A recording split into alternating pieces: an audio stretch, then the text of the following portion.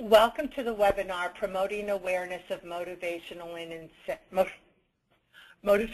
Incentives. I'm now going to turn the program over to Dr. Holly Hagle, Director of the Northeast ATTC.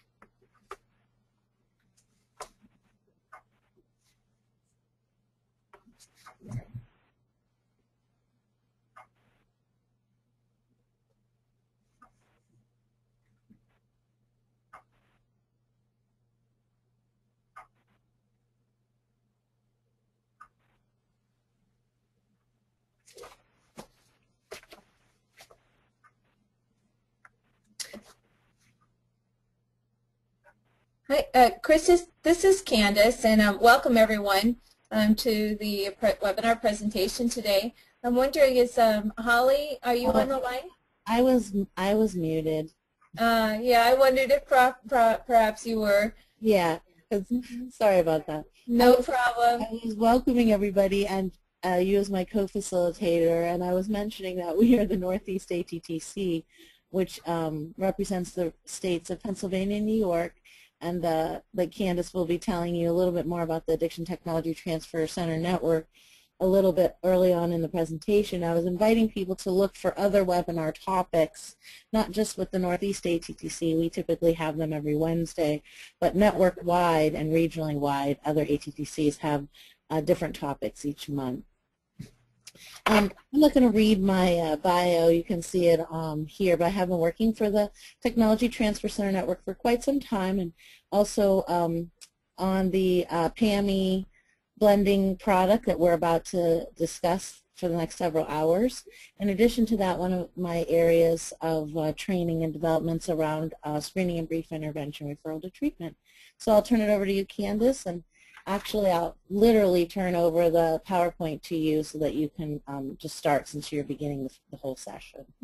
Okay, thank you, Holly. It'll take us just a second. For those of you that are new to webinars, you'll find that the process always has little glitches, but it sure is meeting the needs of the field regarding not having to travel and being in your office, and seems to be moving in the right direction. So I'll get my screen switched here in just a second.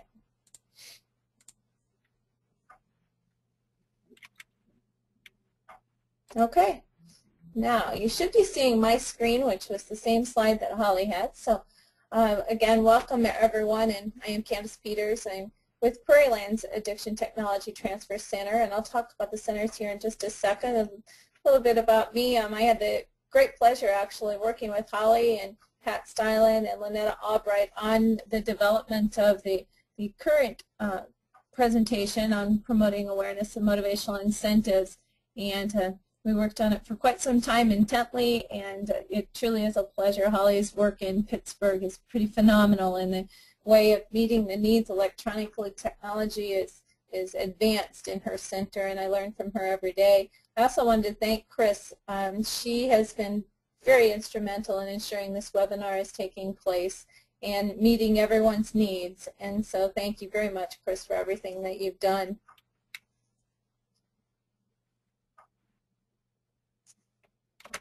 Okay, you should see the next slide that talks about the blending initiative, and I just want to do a quick check-in. That all looks good, Chris, and the volume is okay? Sounds fine, thanks. All right. I see that there's several people that are online, and so again, thank you for taking the time out of your day to join us, and many of the names on the list I recognize, and so welcome to all of you. The Night of Blending initiative was established to be able to blend science to service and really take a moment to take a look at what research practices are we identifying as best practices. You'll see on the screen just a quick brief note that the term blend really is the basis of the work that we're doing here today, essentially presenting, combining into an integrated whole or producing a harmonious effect. That's our goal, and that was our goal as we put the materials together. The NIDA Blending Initiative not only incorporates the promoting awareness and motivational incentives, but several other products as well, and you can find all of that information online. We are particularly interested and have many people, in fact yesterday and already this morning, more calls about, there's 3 products that are focused on buprenorphine, or medication-assisted treatment for opioid dependence. And with the growing difficulties for many people struggling with opioid dependence, that information has become very valuable. So please go online onto the attcnetwork.org site. You'll see on the right-hand side a B, and there you'll find a lot of information regarding those buprenorphine trainings that are opportunities, and just good, strong information from the national, or from NIDA and the ATTCs. Okay, the blending initiative, as I mentioned, is developed to meld science to practice, and the onset of the recognition of the clinical trial work, and I'll talk about a little bit about what that is, but at the onset there was a discussion of how can we take this wonderful research that's been done by NIDA researchers, these outcomes and provoking thought, and bring it to the field and in a very pertinent manner, and that's why the blending teams were developed. So we took NIDA researchers and ATTC members and brought them together to have conversations, called them blending teams, and we continue to develop more products. We have 2 more right now that we're working on as well, online buprenorphine training, as well as an HIV awareness package 2 and video. So there's constant ongoing growth with the NIDA blending team. This particular one for promoting awareness and motivational incentives, listed on your screen, you'll note the contributors, Maxine Stitzer, Nancy Petrie, myself. But Maxine truly was the guiding force between the information that you're going to hear today. And Maxine guided us as well throughout the development of the project. She was very instrumental, and we thank her very much for all the time that she put into this information. Official blending team from the original 2007 version.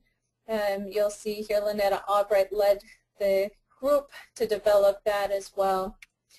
We did have a PAMI update, as you'll see now, the list of those members, and that was the team that I worked very instrumental on with Holly and Lynetta and Pat. And Pat Stylen, thank you to her and all her coordinated efforts, as well as her staff who worked hard and diligent to ensure that the information is current and accurate. We took a look at that initial product done in 2007, and based on the information from the field and the current research, and in working with Dr. Stitzer, recognized the importance of updating the information. So we all went to work in this team to provide more current information based on that input from the field, lessons learned, and just to ensure that we had a current advanced awareness product. So the objectives for this awareness training, you'll see, are to describe what is motivational incentive programs and how are they valuable. We'll use the chat box, and I encourage you to do so, to talk about what are you experiencing, and perhaps difficulties you might be having, or just communication on what kind of things have worked for you, what kind of incentives are working, and we'd like to share that and learn from each other as well. So the objectives as well are to identify the key behavioral terms, and so we're going to take a considerable amount of time talking about the principles of motivational incentives to ensure when a program is beginning to implement motivational incentives, or one that is already being administered, but there seems to be some snags, something's just not quite right. Usually we can trace it back to those principles and really focusing on how are they being implemented, and that oftentimes will glean some insight as to what might change to make the program stronger. So we're going to, Holly's going to talk about the principles, and we're going to take some time there, and then the methodology as well with the fishbowl. So we want to take just a second throughout, as Chris mentioned and Holly mentioned, throughout the presentation to provide incentive opportunities. After all, this is motivational incentive presentation, and so we're going to give it a try here electronically from all of us across the nation, in fact internationally here on this particular webinar, and welcome to you as well. So let's do our first poll, and I'm going to ask Chris to help me out here a little bit with the poll. And okay, the poll is now showing on the screen. Candace, you can just open that poll box to see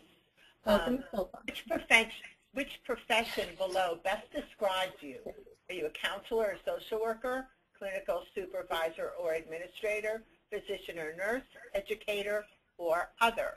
And if you're the other category, please just type in the questions box or the chat box what that other is. And that way it'll give us an understanding of who our audience is today. This is great. Thank you, Chris. The polls are an opportunity for us all to take a look at and see who, in this particular case, who's on the call. We are about 90% voted, which is wonderful, if I'm reading this accurately. Yes. And I think I'll close this now because I think we have a really good representation here. We're at 93%. Yeah, 93%. Thank you, everyone. Again, this is about motivational incentives, so thank you all for participating in this and giving us this information. Let's see. The results showed that 79% of the people on this call are either counselors or social workers. We've got 4% clinical supervisors or administrators, 7% physician or nurse, 4% educator, and 7% other. And so far in the other category, we have a psychologist and a probation parole officer and a probation supervisor for repeat EWI offenders.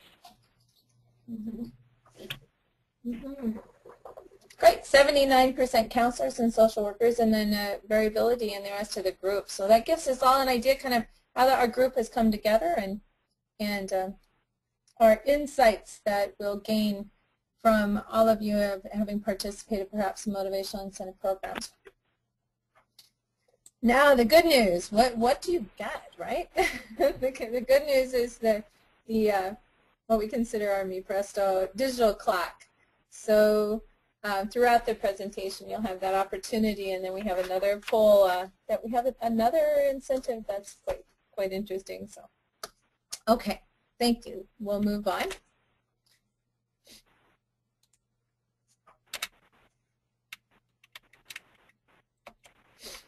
Okay, the partners in the training endeavor. Yeah, we want to talk about just a second about that. I want to introduce you to SAMHSA and CSAT just briefly. The Center for Substance Abuse Treatment, the Substance Abuse and Mental Health Services Administration, U.S. Department of Health and Human Services was created in October 1992. SAMHSA and CSAT and NIDA are key to the work that we're doing currently and in the field and bringing that information to you. So CSAT's mission, the initiatives and the programs are based on research findings. It's our goal through SAMHSA CSAT, through the ATTC voice, to be continue to speak about best practices, what's promising practice, and have those discussions.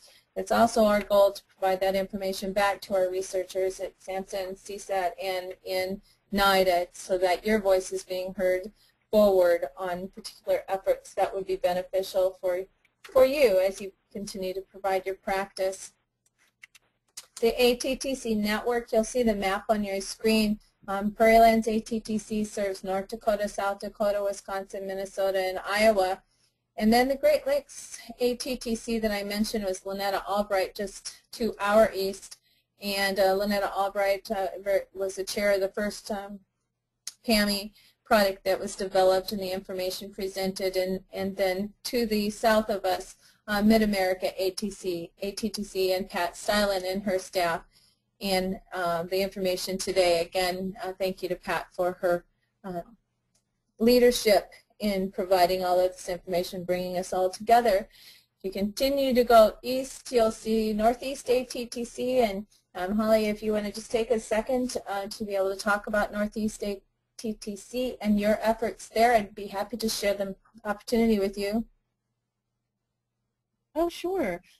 As I mentioned earlier, we've been doing webinars for quite a while, so I think we have a nice streamlined process. We typically do them 1 or 2 Wednesdays of the month, so we invite you to look at our website and see the diversity of topics that we offer in our region, as well as the National ATTC Network, and we'll show you that website later on, has an Thursday webinar series. So there's a variety of opportunities for you to continue on with webinars, but also there's a lot of online classes that we can again share with you later on via the website. So the network, even though we are regionally dispersed and we have our region-specific activities, we do a lot of our work cross-regional, such as this webinar today. Mm-hmm. Yep. Thank you, Holly. Absolutely certain. We are one of 14 centers, each of us, and yet we have the opportunity to reach beyond our borders of our regions, of our states, of our communities, and work together. We are a very close network as well, so that brings variability in our training opportunities via the method or actual trainers, experts across the nation. So we really appreciate the opportunity to reach out to all 50 states, as well as District of Columbia, Puerto Rico, the Virgin Islands, and Pacific Islands as well, to bring in cutting-edge research and opportunities there. It's a powerful workforce in our field, and we want to be able to be your voice and bring the voice of SAMHSA, CSAT, and NIDA to you.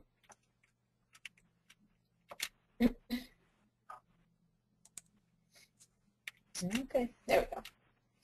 I want to introduce NIDA to you and the National Institute on Drug Abuse. It was established in 1974, and in October 1992 it became a part of the National Institute on Health and Department of Health and Human Services. NIDA is a integral part of the scientific research that's being done in the field. The mission of NIDA, as you see, is to lead the nation in bringing the power of science to bear on drug abuse and addiction. This effort is taken very seriously and with heart. The information that they provide us through the NIDA research projects is intensely useful for us in the field. So the goal of NIDA really is to ensure that science, not ideology or anecdotally, but really bring the research to the effort to guide us in our practice.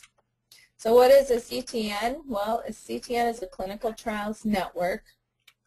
The CTN specializes in research settings, and it's presenting a problem so that we can identify some potential outcomes as we apply to practice the work that we're integrating. So the Clinical Trials Network, as you see, was established in 1999. It's twofold. There's an opportunity to conduct studies on behavioral and pharmacological and integrated behavioral health interventions. They're very rigorous studies, and we hold that researchers to task through the NIDA protocols. And then secondly, to transfer the research, as I mentioned earlier.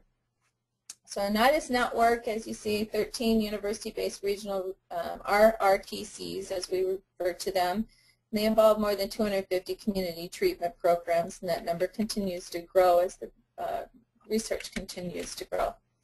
So here's a pictorial of how the CTNs work. There's a CTN node that the central and intricate part is the Regional Research and Training Center. For instance, there's one in Ohio, the Ohio Valley node, and that research is done by Dr. Eugene Somoza. So his location there in Ohio, and the development of the research protocol incorporates the need for the field and the feedback from the field.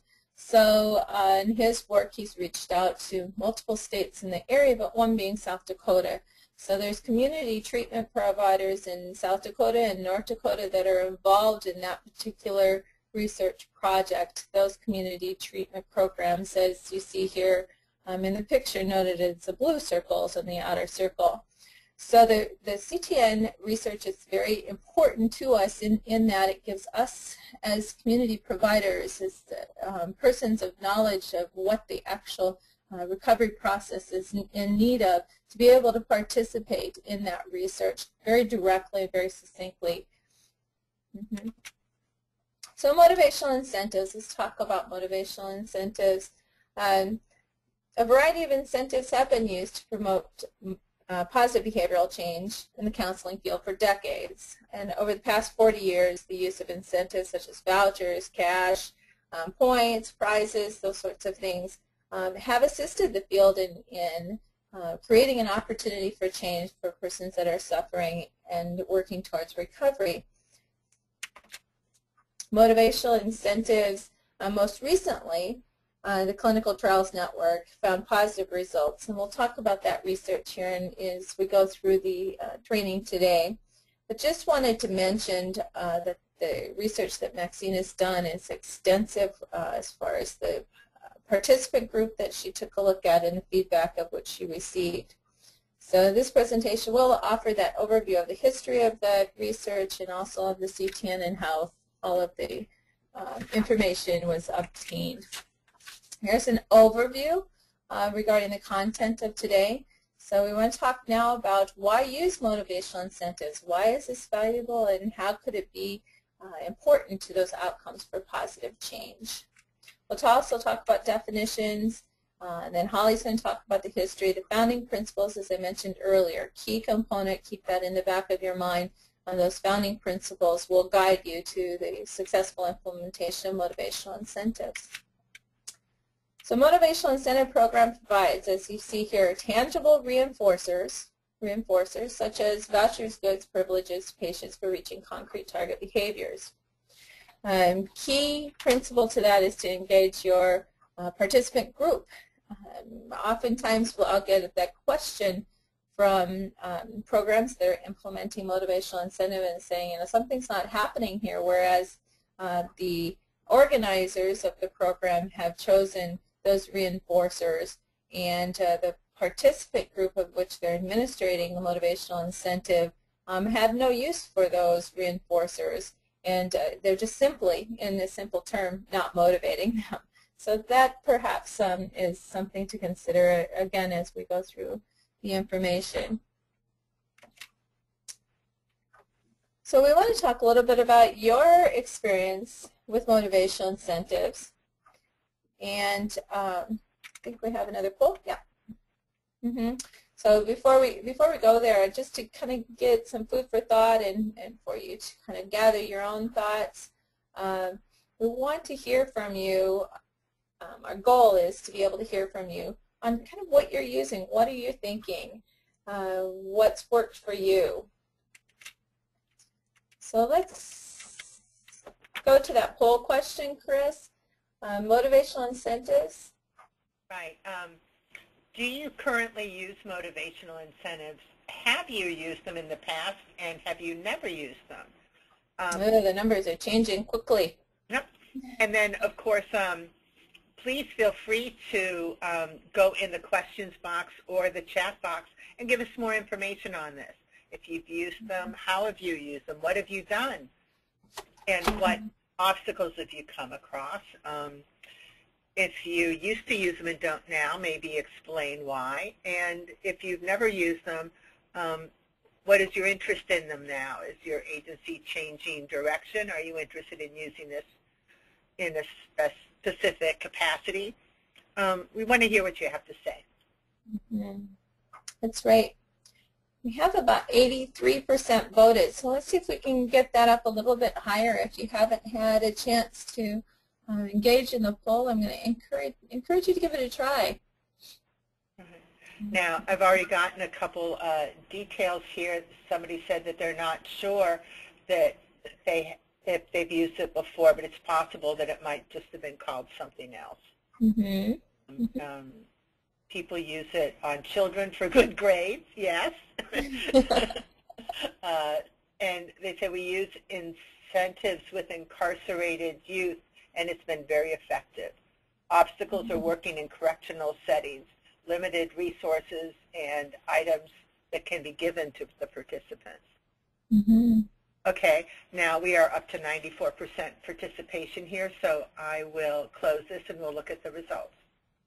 Mm-hmm. Mm-hmm. Okay, of the 94% who participated, 27% are currently using it, 42% have used them in the past, and 30% haven't used them before. Mm-hmm. Or is it if they have, it's under a different name that they're not recognizing it. Mm-hmm. Mm-hmm. Very interesting. Very interesting.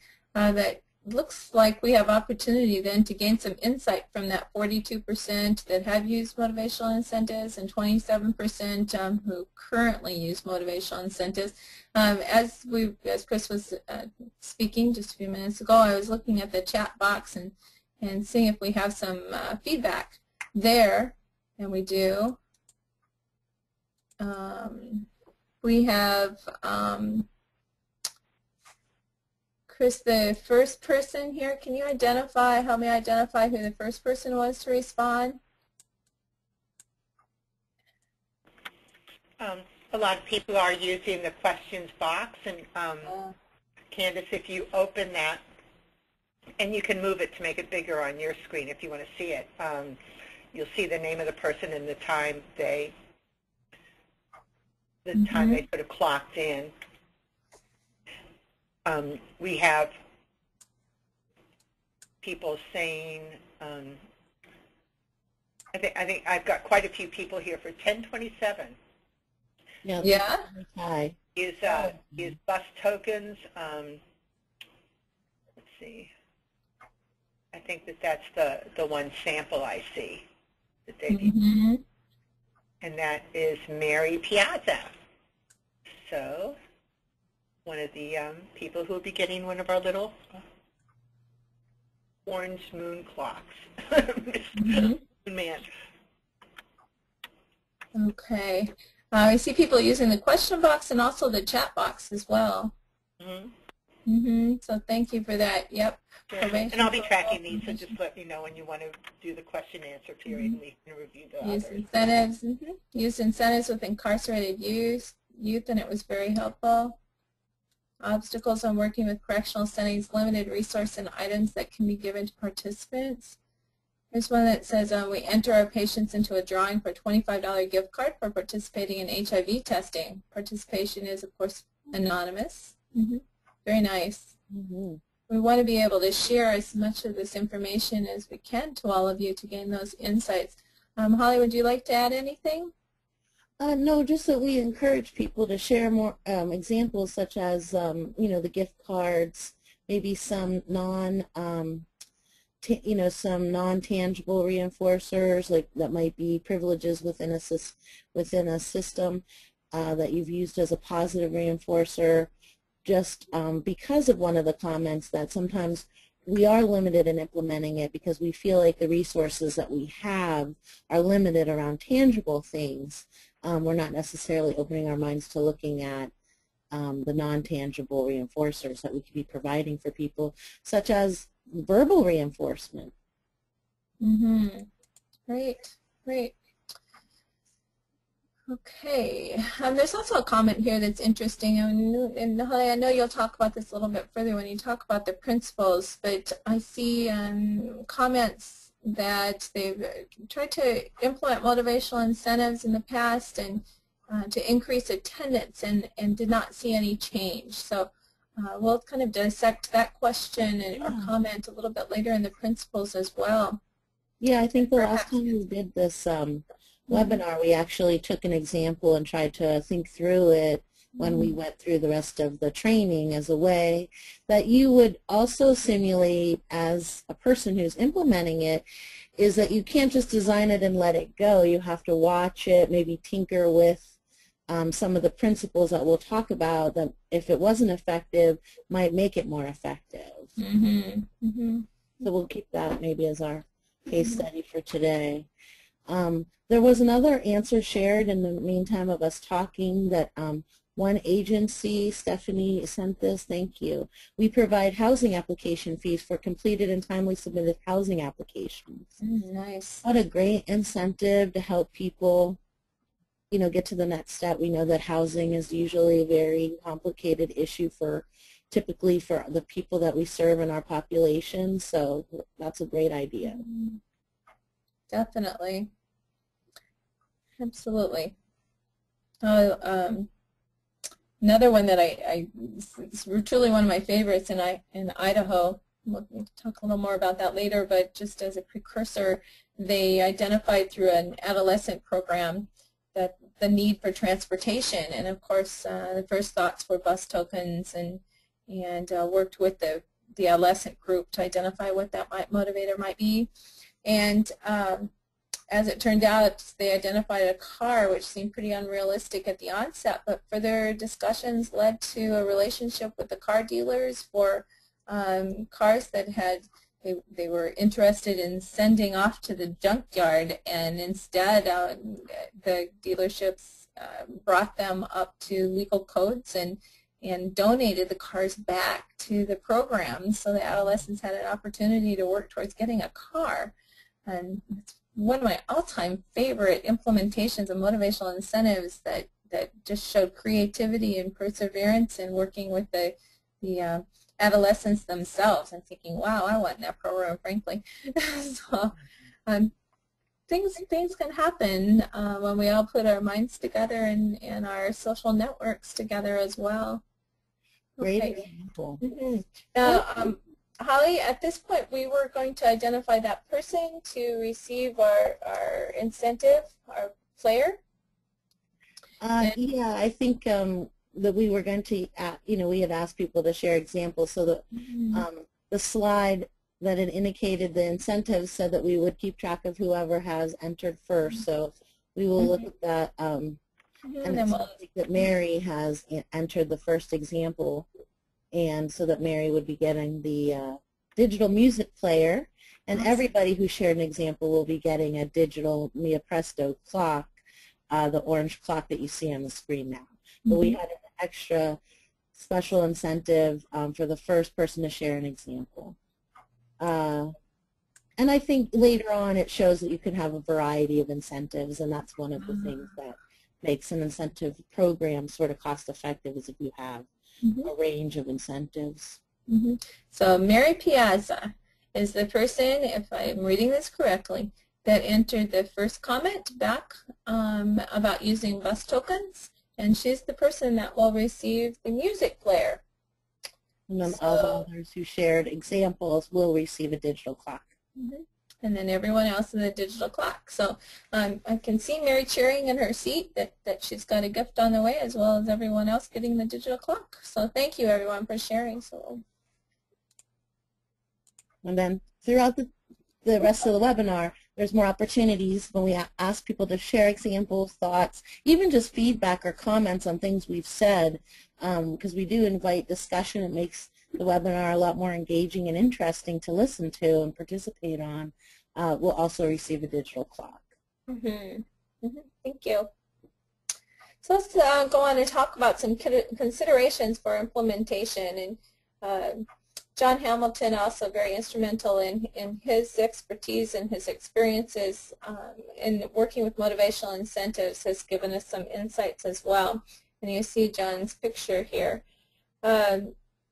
The Health and Hospital Corporation, HHC in New York, instituted motivational incentives with in their clinics, and had a few things to share with us that I want to bring today. They did notice increased inpatient motivation for treatment and recovery. They also assisted in facilitating therapeutic progress and goal attainment, so they found that as a positive outcome.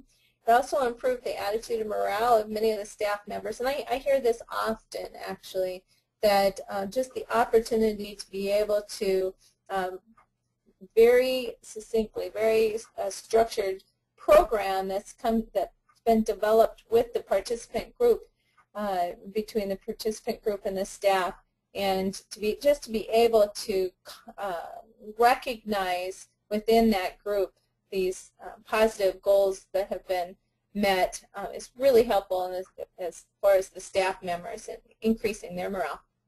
We've also heard of a program that implemented motivational incentives for the staff. So they started there and trying it on, so to speak, within the program. So they set up an incentive program for the staff with the staff. And then once that was comfortable and everyone was engaged in the principles and how it all works, then they went on to work with the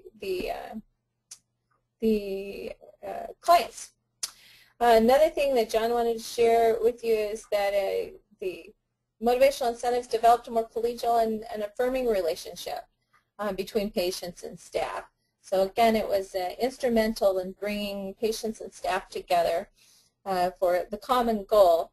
We oftentimes get kind of set in providing the assessment, providing the individual work, doing our group work, doing our treatment plans, doing our aftercare plans, and it kind of becomes a process of which we put our hearts into as clinicians. However, often needs a little bit of a jump start, and motivational incentives seems to do that, recognized by both patients and by staff. Policymaker considerations, absolutely want for us to take a moment and identify policymaker considerations include that evidence-based adjunct to counseling. It's not a substitute. Motivational incentives is not intended to substitute something you're already doing, perhaps. It's not meant to stand alone. It absolutely isn't. Motivational incentives, we understand from policy change and administrative changes within an organization, is one that increases the work that's already being done. It increases the process and theoretical perspectives that are already implemented by clinicians, by programs, and it enhances that work. Motivational incentives can be done quite quickly, and it's not something that you're going to have to train staff in over long periods of time to maintain the integrity of the program. So it's something you really can get going with right away that will enhance the work that's already being done. So that's important as a policy and administrative consideration as well. Clinical staff. This is one that we hear more than any other, actually. And I mentioned it just a minute ago, the importance of the staff themselves and feeling that this is a way to be able to really share positive feedback as a group, to be able to recognize the goals that have been met, and it's very concrete. It's very rewarding, both for clinicians and the patient population as well. Let's talk, I'm going to go pretty quickly through the definitions because we really want to get to the principles and implementation, and we want to be able to show you a portion of the video. So let's talk about some basic concepts behind motivational incentives.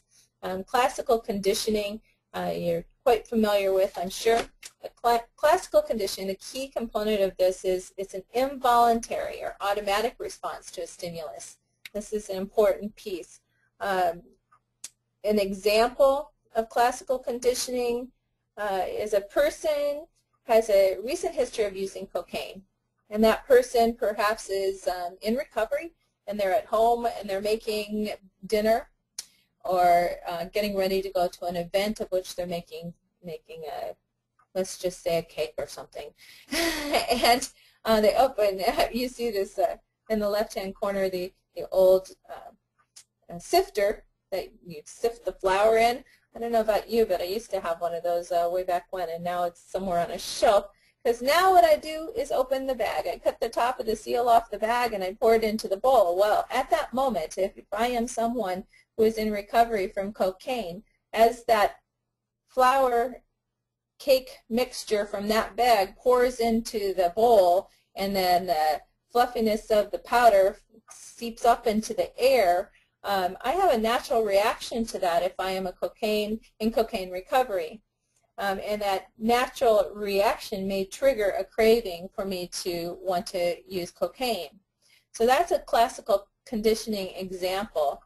It's an automatic trigger that increases the stimuli or that is increased from the stimuli in the environment.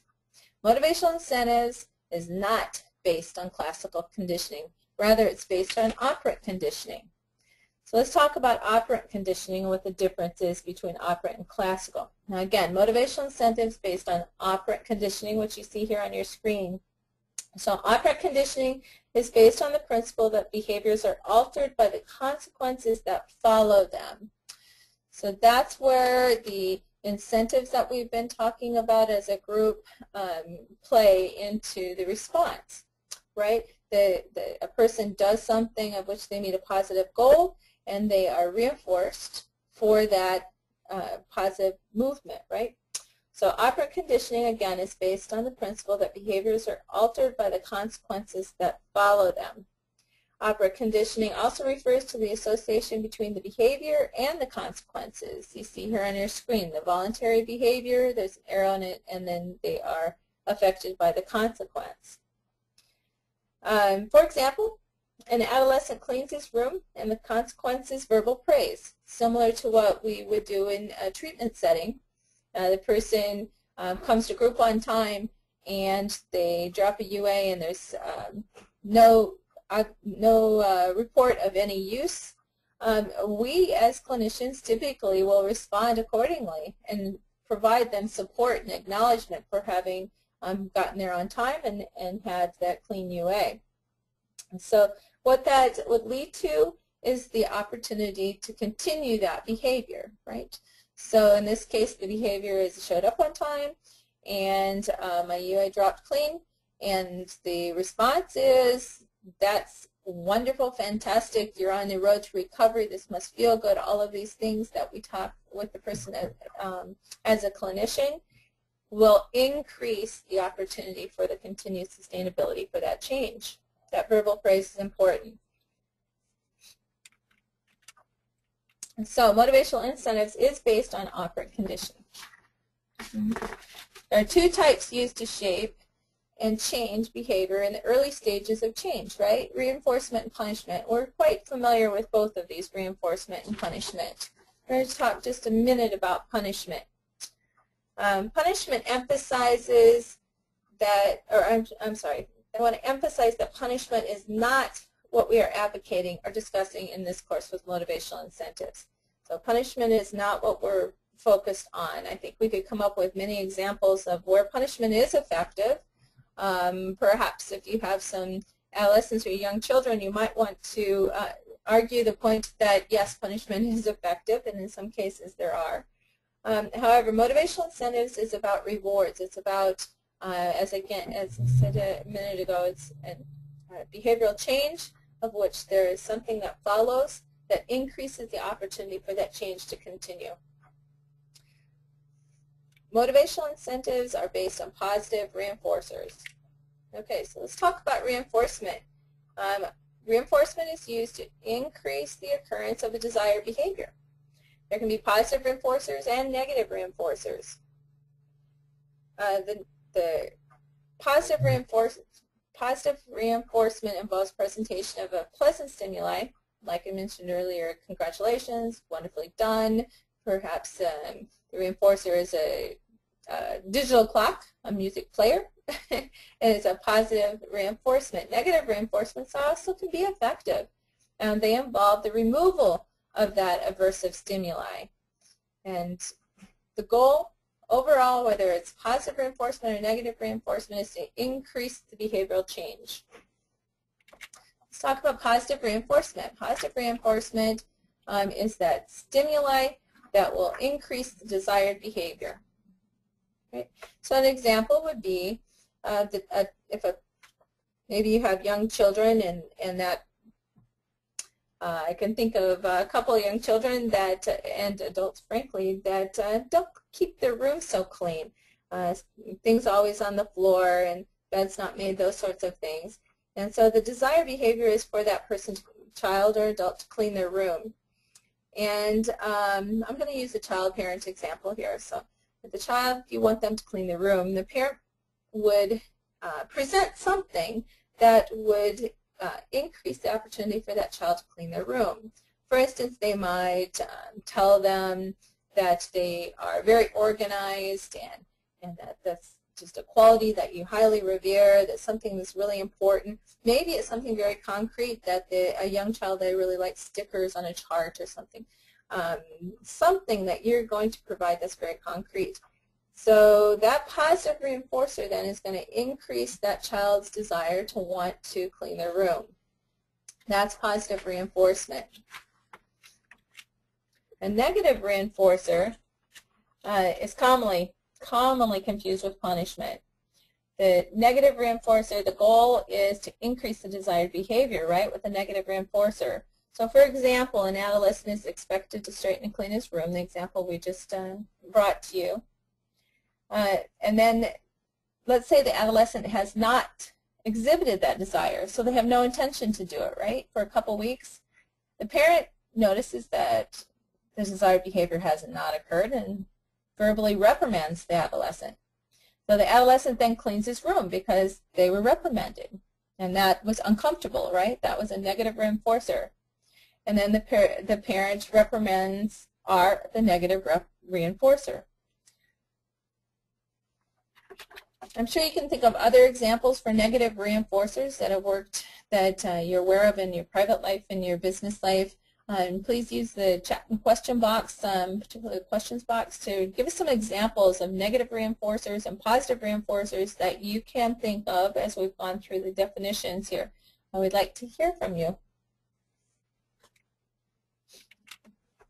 So motivational incentives and contingency management. Motivational incentives and contingency management are the same, and the two terms can be used interchangeably. So oftentimes you'll hear contingency management, and just know when you hear that the person is referring to motivational incentives. Motivational incentives draws attention to the positive behavioral change of which the program is working towards, versus the term that we use for, and still do on occasion, I use consistently, that this has a different connotation, contingency management. So they are the same, so know that when you hear them. Let's talk about rewards versus reinforcers and how that works within the program.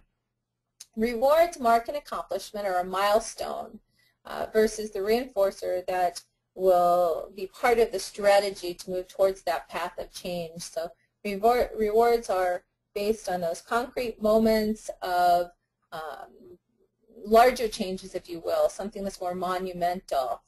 Typically, it relies on patients' internal motivation for success. So a reward may be a one-year chip. That's a possibility.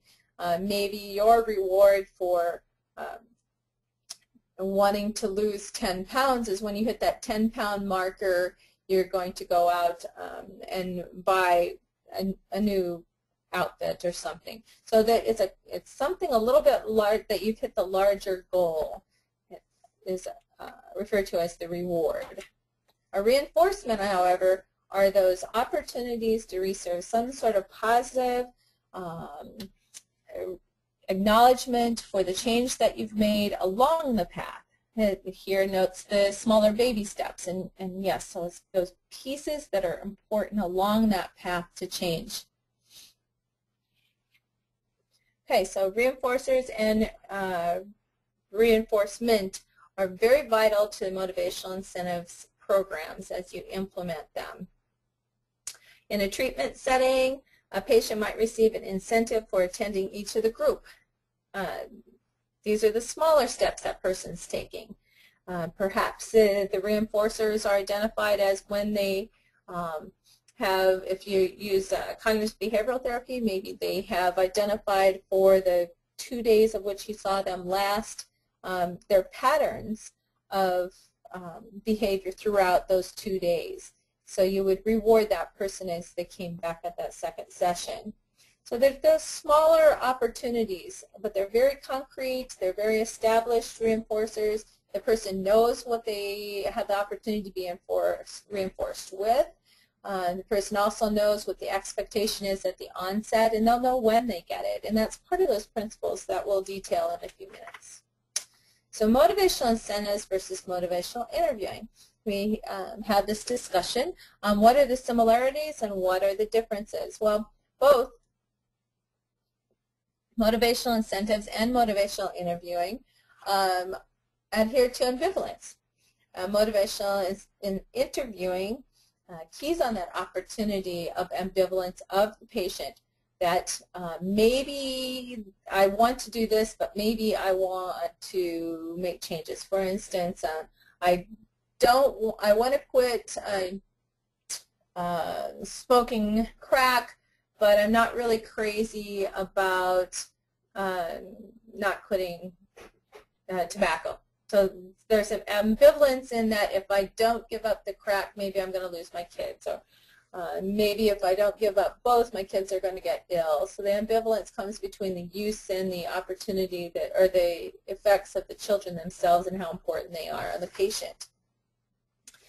So that ambivalence is a key component for motivational interviewing. It's a key component for motivational incentives as well. They are two different, distinct skill bases and implementation of program, but they do both share that commonality between the ambivalence that we anticipate and believe in that the person has within them.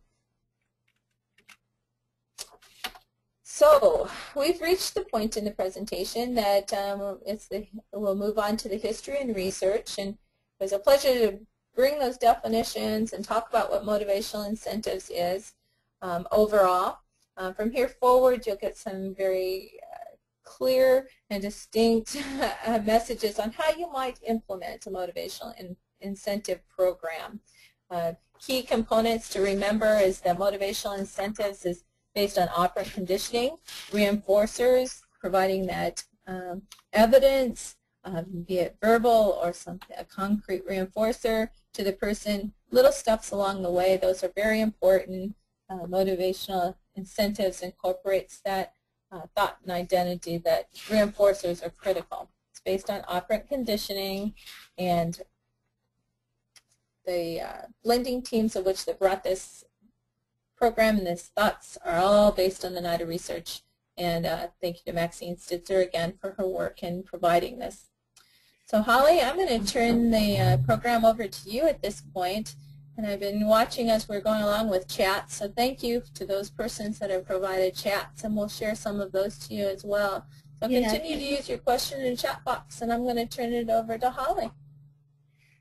Candace, this is Holly. I do think we were scheduled to, we have a little time. We're ahead of the time that you and I mapped out before the break. So we've got some very timely questions that came from the content that you just presented on. So we can go ahead and switch it to me if you want, or keep it. I think we should visit a few slides. We can, Chris, do you want to read the questions? I know that's usually your role, so we can take them one at a time. Sure. The first one is about a project that didn't show much of an outcome. The incentive project that we tried at our agency was providing $5 gift cards of client's choice for the first 4 appointments they were scheduled to attend. This was for all outpatient clients at substance abuse agency for both group and or individual appointments.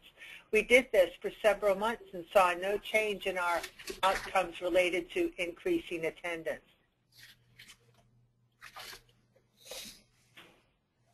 Okay. So some of my first... that was the one that Candace... Go ahead, Candace.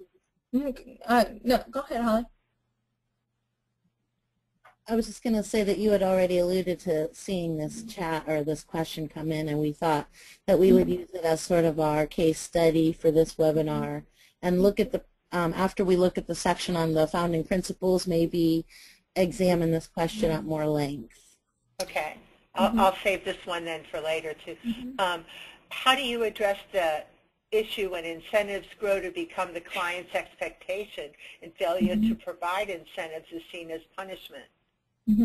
I'll take that one actually. One of the principles talks about timing and suggests that I would suggest actually that you take a look in the program about when the reinforcer or the incentive is provided to the patient. So if there's too much time between the positive change and the reinforcer, then the participant is going to see it as not as valuable as they might have once saw. The other thing is in duration of program. If you want to set up a motivational incentives program so that there is a beginning and there is an end, you can expect one thing, and that's change may or may not occur, right? So if you set up a motivational incentive programs with a participant group, and at the onset they see all of the reinforcers as valid and intricate, and everyone has an agreement and they're excited and ready to go, and you start the program off, all the principles are in place, and then along the path the participant group makes changes, and they're feeling better, they're doing better, they're on that path to recovery. Those motivational incentives, you can expect them to change. So that's one of the reasons you want that duration of the program to be in place. So you don't want to set up a program. Here's an example. You don't want to set up a program that says, I want to increase attendance. First of all, maybe that's your goal and not the group's goal. But you all agree that you want to set up attendance as the issue. You want people to get there on time. What you want to set up so that we're going to do this for the next 6 weeks, rather than just say we're going to increase attendance from now till eternity, so that you have a concrete beginning and end that's going to make a difference with that program. Another thing that happens, you mentioned about it starts to feel like punishment for that, perhaps that person that's participating that's not able to reach those goals. Well, there's some advantageous outcomes for them as well, in that being part of the group that is demonstrating positive change. So as a clinician, you want to engage them within that. You also want to take a look at maybe the reinforcement markers, those points of which you've identified you want the participant group to hit, those goals. Maybe they need to be adjusted to ensure that that group, everyone within that group, has an opportunity to hit that marker early on. Yeah, maybe the marker's too high initially. Mm-hmm. Yeah, yeah. So those are my suggestions. Holly, you want to add? No, I think those are great ones. I hope it addressed that question. I also want to point out that this is not meant to replace what's going on with the counselor and the individual. So you might look at an opportunity to examine with that individual the differences between internal and external motivation as a way to bridge that. But the more concrete ways that Candace alluded to was looking at how you've designed the reinforcement schedule. Mm-hmm. Mm-hmm. Very important, that timing. Yeah. So we'll give you some tips, and also we're going to be recommending an online course that's self-paced that you can take for free, or you can take, if you wanted CEUs, you can pay a very small fee for a CEU on the national website that really does examine the 7 principles at length from a perspective of implementing them. So we'll go through them today and just present what they are. And if you want to take it further, this online course is available, and it really does help you understand how once you set up a reinforcement system, a motivational incentive system, you can't just walk away from it. You have to watch how it's acting with the patients, with the clients, in the system, not just with the resources, but people's responses. Do we want to go to the next one then? Sure, sounds good. I've got 2 more that have to deal with negative reinforcers. One is a question: what is the difference between punishment and negative reinforcers? Mm-hmm. Well, I put the definition of negative reinforcement back up on the screen so we can look at it, because, you know, it is confusing. The language is confusing, and when we were designing the online course that I mentioned on my Presto, we talked about this, and Candace, you just alluded to it in your example, that maybe we think the problem behavior is attendance, but the patients don't think that's the problem behavior, so we're not really tapping into their motivation by trying to shape attendance. the target behavior should be a problem, but not just for the counselors. It should really be a problem that is you're helping the patient with to increase internal motivation, you know, eventually to get to the motivation to become more internal. And then I think, you know, it might be noteworthy for us to go back to the definition of punishment. Right. Used to decrease a specific behavior, and it involves a presentation of some kind of adversive stimuli when the undesired behavior occurs. So the key is adversive stimuli, and that is where the difference, to me, lies. Yeah. I just want to add, too, that the goal of the negative reinforcement is to increase the desired behavior. So the negative, as you see here, and thank you, Holly, for putting the slide up. So the goal of the negative reinforcement is to increase the desired behavior versus punishment, where the goal is to decrease the likelihood of the behavior. Okay, and lastly, I have a comment. They say negative reinforcement would be being discharged for failure to make progress or attend scheduled sessions. Do you want to read that again, Chris? Yes, negative reinforcement would be being discharged for failure to make progress or attend scheduled sessions. I would say that it sounds like punishment to me, actually. So that if the person is being discharged for non-compliance, we'll just say it in that way, then decreasing the likelihood that the behavior will occur. So it sounds more like punishment to me, whereas a negative reinforcer, you're trying to increase the desired behavior. So you would want to come to some sort of an agreement for that person on what they might look towards changing, so that their behavior, they remain in treatment and they continue the treatment versus leaving. Holly, you want to add anything to that? No, it's tricky. It is absolutely tricky. That's actually one of the things that when Candace was talking about how we've made updates to this curriculum, this is exactly one of the things that we updated. Yeah, and these definitions. Right, and importantly, as Holly just flipped on the slide and said positive reinforcement, motivational incentives is truly based on that positive reinforcement component. So you're really looking to add some sort of pleasant stimuli, as the slide says, to increase the behavior that occurs. I share the words of the person that put that comment on. We hear that often, and maybe I'm hoping less now than we had maybe 10 years ago, whereas the person's not ready, they need to go. Motivational incentive says we expect a person to be ambivalent, we expect them to have some struggles, and so within that we want to add to those other components, whatever theoretical perspective you ascribe to, and providing individual and group sessions, and we want to add something more that gives a positive reinforcer through the motivational incentive program. Yeah. Yeah, that's well put. It is to enhance motivation through positive reinforcement. Oftentimes when we look at it, I mean, this whole premise of, actually, I don't know if we said this, but I was getting ready to allude to this when we go through the history and research, is that this is one of the evidence-based practices that, you know, we have found a great deal of evidence that if you add positive reinforcement, you can increase people's motivation and engagement and treatment so they can have positive outcomes.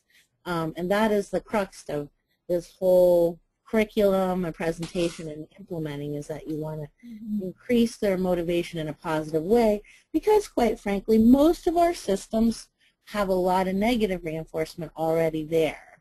And these are opportunities for people to get some positive feedback for doing small and large things, you know, regular accomplishments.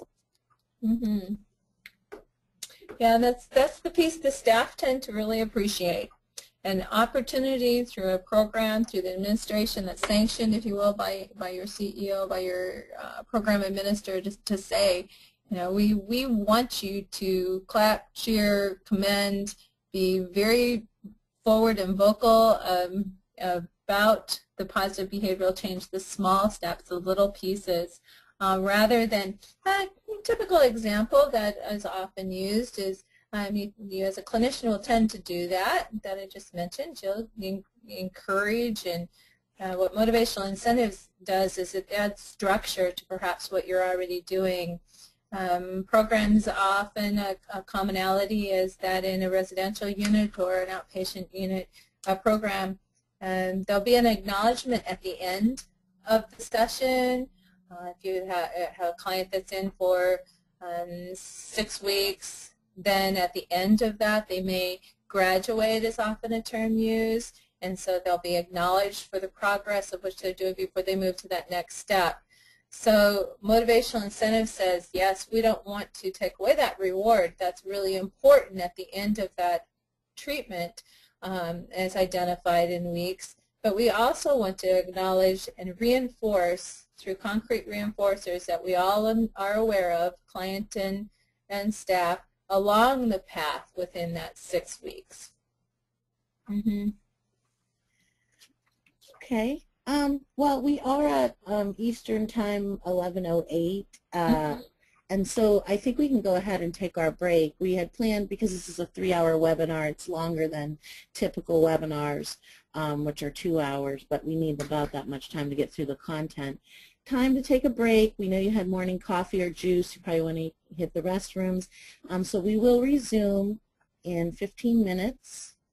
And we'll try to share a video if we get good feedback from you guys about the audio connection, and then we'll review the history and research. So go ahead and take a 15-minute break, and we'll be back here by 11:25 or 10:25 for Central. Thank you, Holly.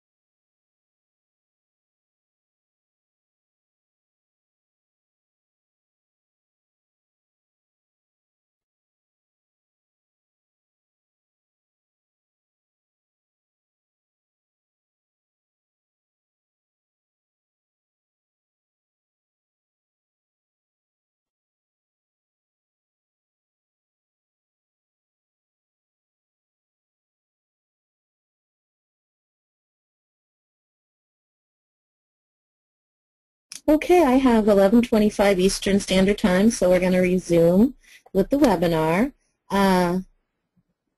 Chris, Candace, you guys okay? Everything good? Because I'm going to go ahead and... Yes, I'll let you know. Everything sounds good. All right, well, now we're going to test. This is a true test. We're going to come back and start this video segment. We'll go through this website that you see on your screen right now. Yep, I can see you guys seeing the screen in my audience view on the control panel, because this has all of the resources that NIDA and the ATTCs have put together to assist providers in implementing motivational incentives. So it's basically a portal or a landing page that has it all conveniently in one location for you to download.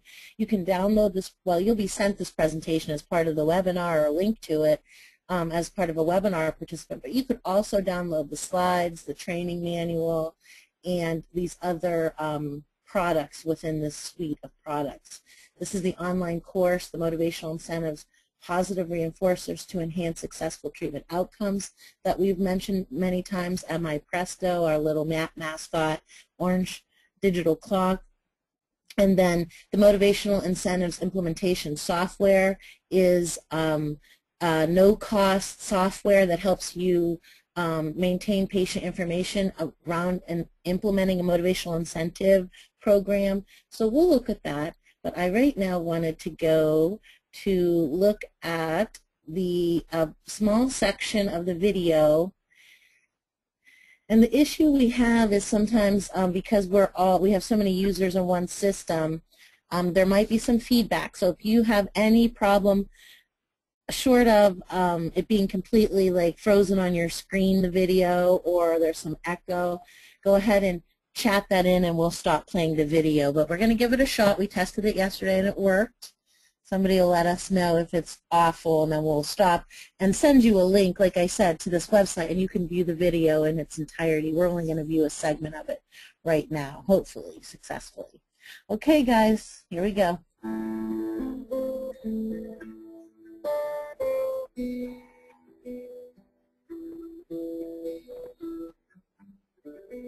I've been struggling with my disease, with drug addiction for, say, 25 years. It's been very hard for me. It's been an emotional roller coaster for my family and everybody else around me. And I just love to smoke crack. I don't want to be an addict. I want to be an addict. I want to be an alcoholic. Sometimes I'm just not strong enough. Not strong enough. I just can't do it. You know what I mean? I'm struggling real bad. It's hard. It's hard for me. Because I still want to do what I want to do. Nobody's ever recognized me for doing anything.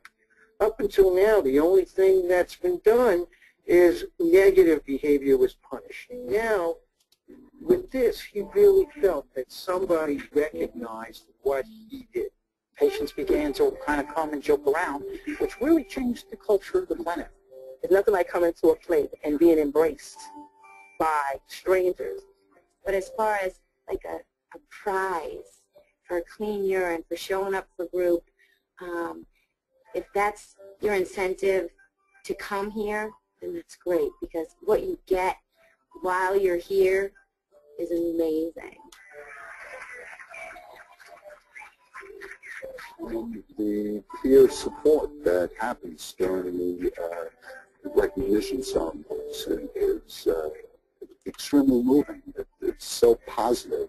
They'll call out the name of the person and they'll explain why that person is being recognized, and the whole group will be, hey, hey, cheering them on.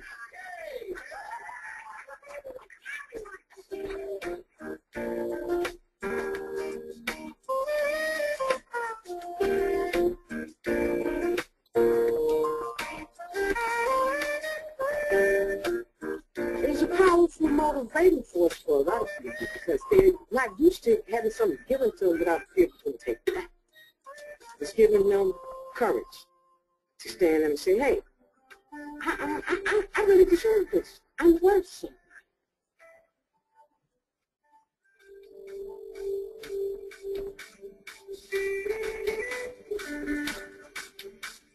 Hi,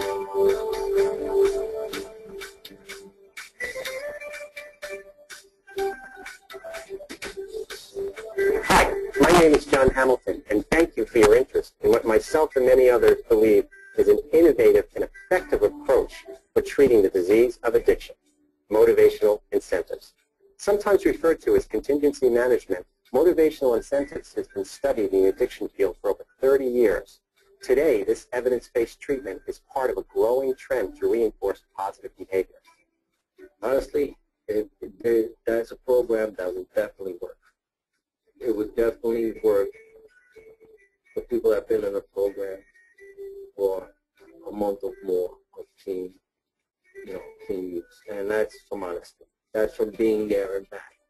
It's worked out very well because whereas even though we had good attendance at group meetings, of course it's increased because now instead of only going to 3 meetings, which would entitle them to 1 call, we have clients going to 9 meetings a week. It's like a whole new way of looking at their lives. Now they do something good and it's recognized as good, and people are giving them credit for good. We saw a significant improvement. I just stopped it because I got some feedback that the screen is too choppy. With our retention rates? When I make it too big and it's too small. So I don't know if there's a happy medium. Holly, I would just say that when they get that link, they'll be able to make it the fuller size and not get the choppiness that we see here. I think it's because we're including this in the webinar somehow that it's affecting the video. But what they see will be good. Right, when they click on the link and view it themselves. We'll stop right here. I just wanted to give an introduction into that video because it does talk about a clinic that actually was a is a community treatment provider, but also in the clinical trial network node that participated, and the feedback, and along with the counselors, but the patients, just some skepticism they explore in that video, and some positive results too. So I mean, I think that's a natural thing that all people think about when talking about contingency management. So we'll stop right here and resume with the course. Candace, is there anything you wanted to add? Yeah, I just wanted to note that the video does give a good example of the reinforcers that were used in that particular program and the effects that it had on both the staff and the patients themselves. So it's worth taking a few minutes and going online and pulling the video up and watching it. It will give you some insights to implementation within your own program. So thank you, Holly. Sure. Okay, just to remind you, we're covering all of this content on the slide right in front of you. That we're going to start the history and research right now. Then we'll talk about the founding principles. We'll stop and try to use those principles that we just learned about and talk through that program that didn't have as great results with their implementation that they had hoped for. So we'll look to your own personal expertise in helping to brainstorm maybe new ideas around the founding principles, around that program, and that question that we got, and we'll refresh your mind when we get closer to examining the principles in relation to that example. Then we'll talk about a specific methodology of incentivizing through low-cost methods called the fishbowl technique. And then we'll just share some perspectives, which is basically accumulation of some quotes from a variety of perspectives in a system that implemented motivational incentives, and ask you guys for your feedback. And then that will be the end. We'll show you the resources online that we mentioned. Okay, so let's get started with the history. And this is really the body of evidence that makes it an evidence-based practice. So, it's not just, oh, this is something that worked in one program one time. It's a culmination of evidence that's been researched in a clinical trial and scrutinized to show that it had a true effect on the program in a positive way. So that's why we know it's an evidence-based practice. And really it does date back from the 1960s to the present time. So as we mentioned, we're examining the principle of operant conditioning. B.F. Skinner's work, that behaviors learned, and it can be changed, that we can actually change behavior through reinforcement mechanisms. And we all agreed, or many of us in the last segment agreed, that it is tricky, a positive reinforcer, a negative reinforcer, the absence of a positive reinforcer being a negative reinforcer. But the idea of behind this curriculum and this program is that we're trying to enhance motivation through positive reinforcement. So in the 1960s, Dr. Skinner's work was the foundation around operant conditioning that all of this that we're discussing in present day is based on. It was applied in the mental health field with people who are suffering from schizophrenia, and that is now being applied for people who suffer with substance use disorders. And it really is trying to target the reinforcement that the drug has within the brain system, but through an external change in behavior through positive reinforcement. So, you know, through researchers had recognized that a drug is used to maintained as part of a positive reinforcing element. We all know that. That's why people continue to use. But we were trying to tap into that same principle with operant conditioning and shape behavior in a more positive way with external behavior reinforcement. So that's the basic area around research in the 1960s, applying it, this principle of operant conditioning in the mental health setting and then in the substance use settings. In the 1970s, Candace has mentioned the work of Dr. Stitzer, but there's others who have pioneered work around alcohol use disorders, and again using a system of positive reinforcement to largely in the clinical trials they had to have some very external measurement, and so they used free urine samples as a measurement of whether or not this intervention was effective typically. But that doesn't mean, a lot of times in our workshops people say, oh, well, we can't have the means of testing if somebody is drug-free or not. It can be used in other settings as well, or for other behaviors besides abstinence for a certain substance, like attendance or improved retention around certain programmatic aspects. So Dr. Stitzer really looked at applying it critically with specific subgroups of substance use disorders. Her work is around methadone for opiate dependence, and then Dr. Cohen and others used it for alcohol use disorders. The thing to glean from this is that they had similar results. People engaged in treatment longer, they abstained from substances longer with the incentive versus a group who had treatment as usual. So the evidence is building that this had a positive effect.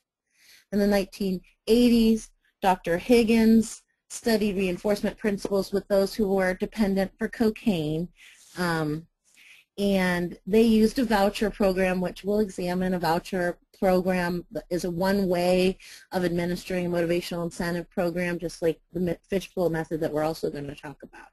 So you can see the results of his study. Again, the evidence is building that incentives plus treatment retain people in 6-month study longer versus those who received treatment as usual. Only 40% stayed in treatment for that 6-month period of the study.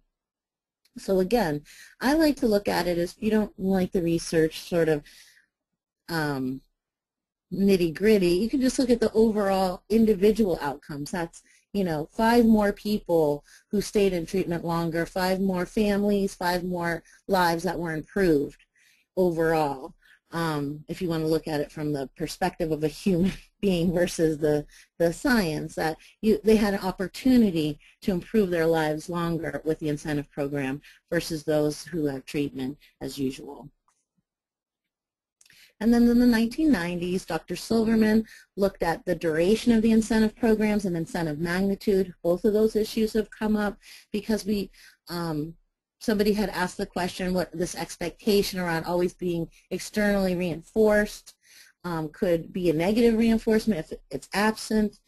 That really triggers our thinking that we have to look at incentive programs, duration, how long are they going to last, and magnitude, because they can't last forever in this very external, systemized way. and there has to be the component of fading, and that's one of the principles that we'll get into, that you have to look at the duration, how long is this going to go, and the magnitude, how intense the incentive is, or strong.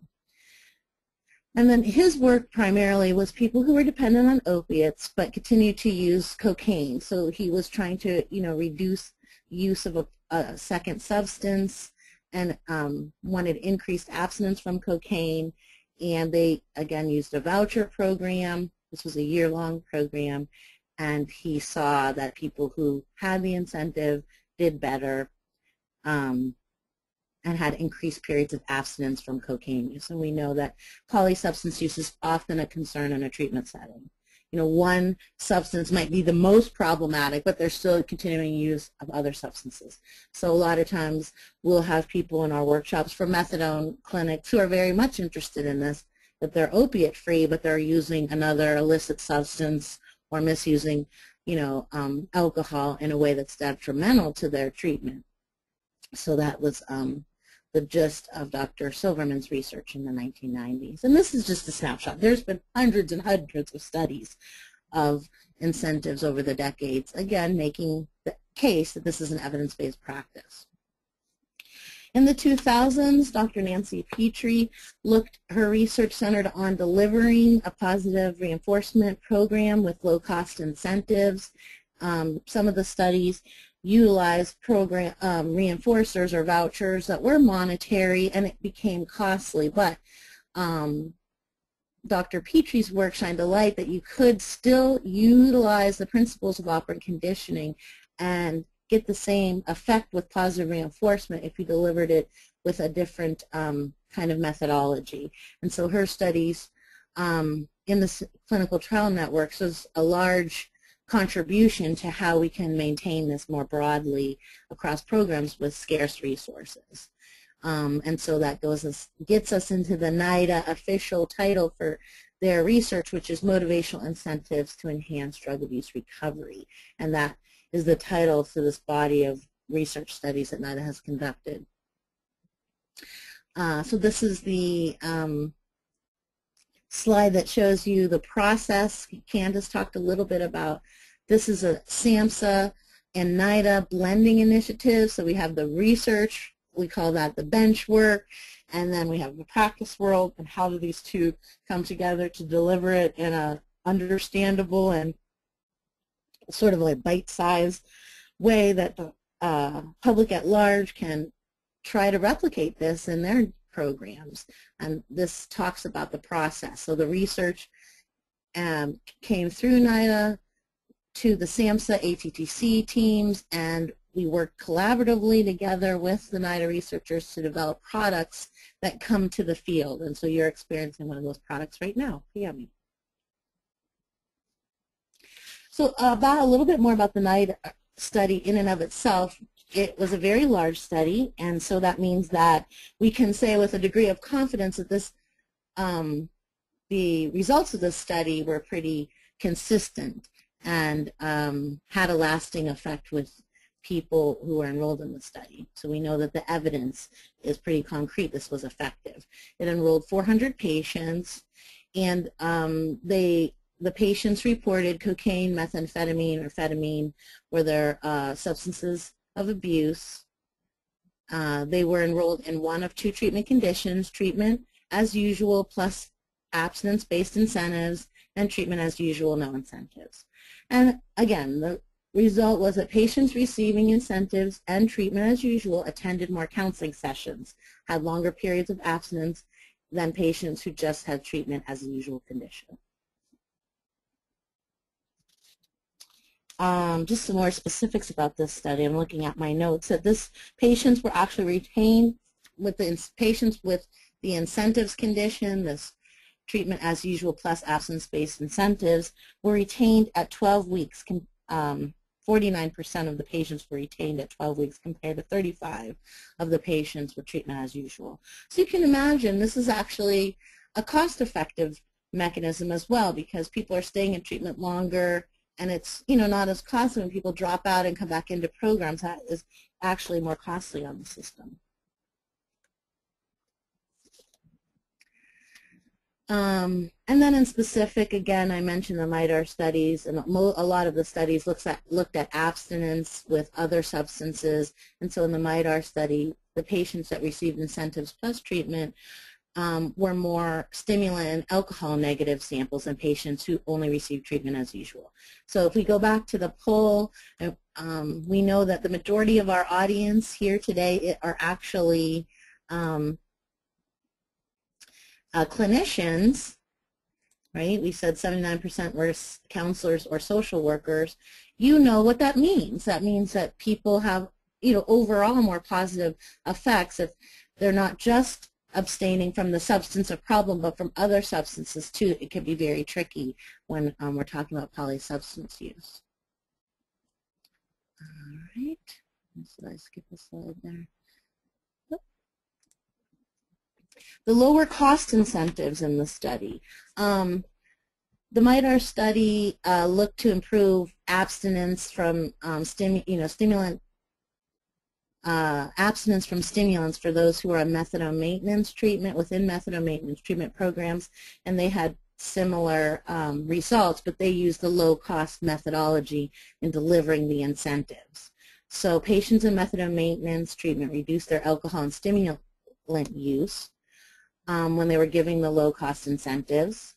They also submitted more stimulant and alcohol negative samples, and the incentive group received an average of $120 in incentives per participant over 12 weeks.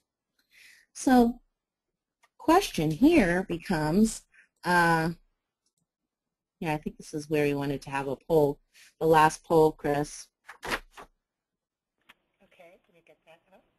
Oh, maybe I'm a bit early on it. Let me look at the poll before you launch it. Okay. Yeah, no, let's wait. Let's hold off on the poll for Okay. a second. I think I got a little ahead of myself there. But let's just think in terms of what does that mean to you when you hear in a study that they, on average, spent about $120 in incentives per participant over 12 weeks. To me, most people, in my experience, and I don't know, Candace, if you want to share anything, that does seem like a large amount of money. So keep that in mind. We'll give you a solution to that if that seems like a large amount of money to you. All right. Well, that's the history and research section. It's a little quick review of all of the studies that took years and years to compile. If anybody has any questions, you can throw that into the question panel or the chat box, and we'll look at them. And I was going to hold off on the poll. Again, the poll question you can be thinking in the back of your mind is around the cost of incentives. So let's look at the founding principles. We've talked about them a lot already. We've sort of been building up the anticipation that these are going to solve all our problems when we're going to implement motivational incentives. And if it doesn't solve all of them, it goes a long way to helping you design a program. Because sometimes people aren't, not every single person in a group is going to respond well to an intervention. I think we all know that as a clinician. So there are three essential elements when we think about the founding principles. These aren't the principles themselves. These are the elements, overarching elements. That target behaviors must be readily detected. They can't just be something that we want them to feel better about treatment. Well, it's hard to measure feel better about coming to treatment. So it should be something that you can detect and see. Tangible reinforcers are provided whenever the targeted behavior is demonstrated. And that's why we support the notion of have a systemized, determined way of doing it so that you can do it as close to the target behavior as possible, and so that you can get the benefit of that connection, that this positive behavior is being reinforced so that you can increase the likelihood it will keep reoccurring.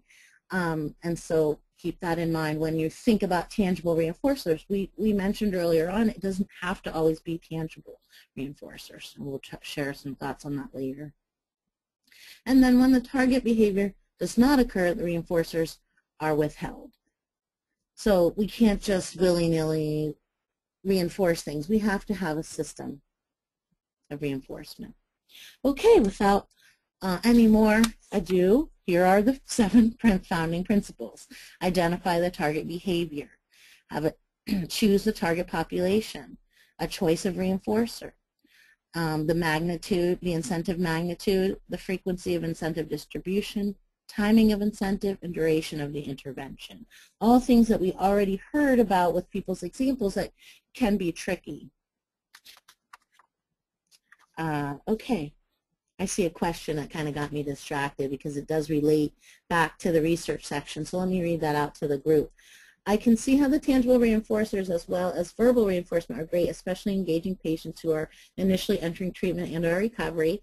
That is true as often a time that people select reinforcing behaviors. But to maintain long-term recovery, eventually a person needs to have some internal motivation. Do any of the studies address how to move the patients from tangible external motivation to a more internal motivation?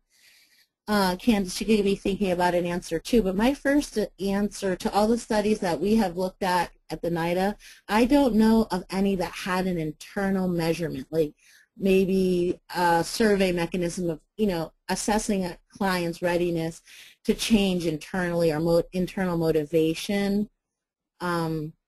Because they are clinical trials and they're trying to build the body of evidence, they were looking at concrete measurable behaviors. And so I don't, even though that is a principle that we both mentioned earlier on in the webinar, that this is not replacing the relationship with the counselor and the patient. It is not to take a place of a rapport, and that using an incentive program and a counselor being aware that their agency is using an incentive program could take opportunities to look with a client individually on an internal versus external motivation. I do not know any specific studies that address that. All right, so I think that is goes towards an answer to that question. That was for the section on the research studies. I do not know a specific study that measured that. Okay, back to the principles. So we are going to go ahead and look at each one of these principles. And let's keep in mind as we're doing that, let's see if I can bring this up without too much of a problem. But I wanted to bring up the question that we did have really early on, that attendance, they did not see an increase in attendance. So let's think about this scenario before, as we're going through each of the founding principles. The incentive project that we tried at Agency X was providing a $5 gift card of client's choice for the first 4 appointments they were scheduled to attend. So I went to appointments 1 through 4, and I got to pick a $5 gift card. Maybe it was to a restaurant, maybe it was for $5 off of gas. There was a variety of choices. This was for all outpatient clinics at a substance abuse agency for both group and or individual appointments. So I went to group, I went to my individual appointment, and I did that 4 times. I got this $5 card. We did this for several months and saw no change in our outcomes related to increasing attendance. So that's the scenario we want to keep in the back of our minds and see if we can use the 7 principles to help with the, help them make that more successful. Okay, so the first principle. Identify target behavior. Our target behavior should be, well, this sounds like it's easy and it sounds like it's intuitive, but it's not. It should be problematic and in need of change. And it is so enlightening when you actually sit down and say, okay, I want to design this program of motivational incentives at my agency. What we think is a problematic behavior and what is really a problematic behavior for a client is not always the same thing. So keep that in mind as well when looking at the target behavior. So you identify one target behavior. It should be observable, measurable, and relatively easy for the participant to accomplish. So maybe in a scenario, attendance isn't a problem. Maybe people, maybe this is a situation, thinking about our scenario, in which some baseline information would be useful to see, is attendance really a problem? If it is, then maybe that is the target behavior. But sometimes our initial thing is, well, we want people to attend more, but it's not really a problem. We have to look at concrete information. So getting baseline information is important. Holly, I just want to reiterate the importance of that choosing the target behavior, and what you have said is so absolute true and critical to setting up the program. Choosing that target behavior oftentimes is clear to us as staff, but in speaking with the target client population, maybe it's not, as you mentioned, maybe attendance isn't the issue. We would like it to be oftentimes, but maybe it isn't. They're feeling that their needs are met. So choosing that target behavior is one of the principles that as you administer a program, you'll want to keep going back to ensure that it is easily detected. You can see very clearly if it's being met or not met, but most importantly, are you in some sort of a collaborative agreement with the target population? So Yeah. thanks, Holly. Sure, absolutely. And I was just looking at my notes a little bit as you were speaking, so I want to reiterate that this is the hallmark of a treatment plan. It has to be identified problematic behavior that's in need of change. Should be observable, measurable, and relatively easily, especially initially. Somebody shared that example that it really does help engaging people early on in treatment, and I've seen a lot of providers locally use it within, the beginning stages of treatment, the first phase, the first level of, within their system, so that it engages people. And so people can make that association between behavior and reinforcement. Okay, principle 2, choice of target population. Well, we don't have to do it to every single person who comes in the door of our clinic. You could, but you may pick a subgroup of patients that you have identified as having, to positive benefits from maybe an incentive program. So it could be newly enrolled patients, patients who are not, responding to treatment as you see the majority of your patients are, or patients who are abusing a specific substance that is, very problematic, or a high rates of abuse within your clinic. So you can pick a target population that is a subpopulation of the overall people at the clinic or agency. And some of the research suggests that vulnerable populations like pregnant women are also, maybe a good subpopulation to use an incentive program with. So some examples that we already shared.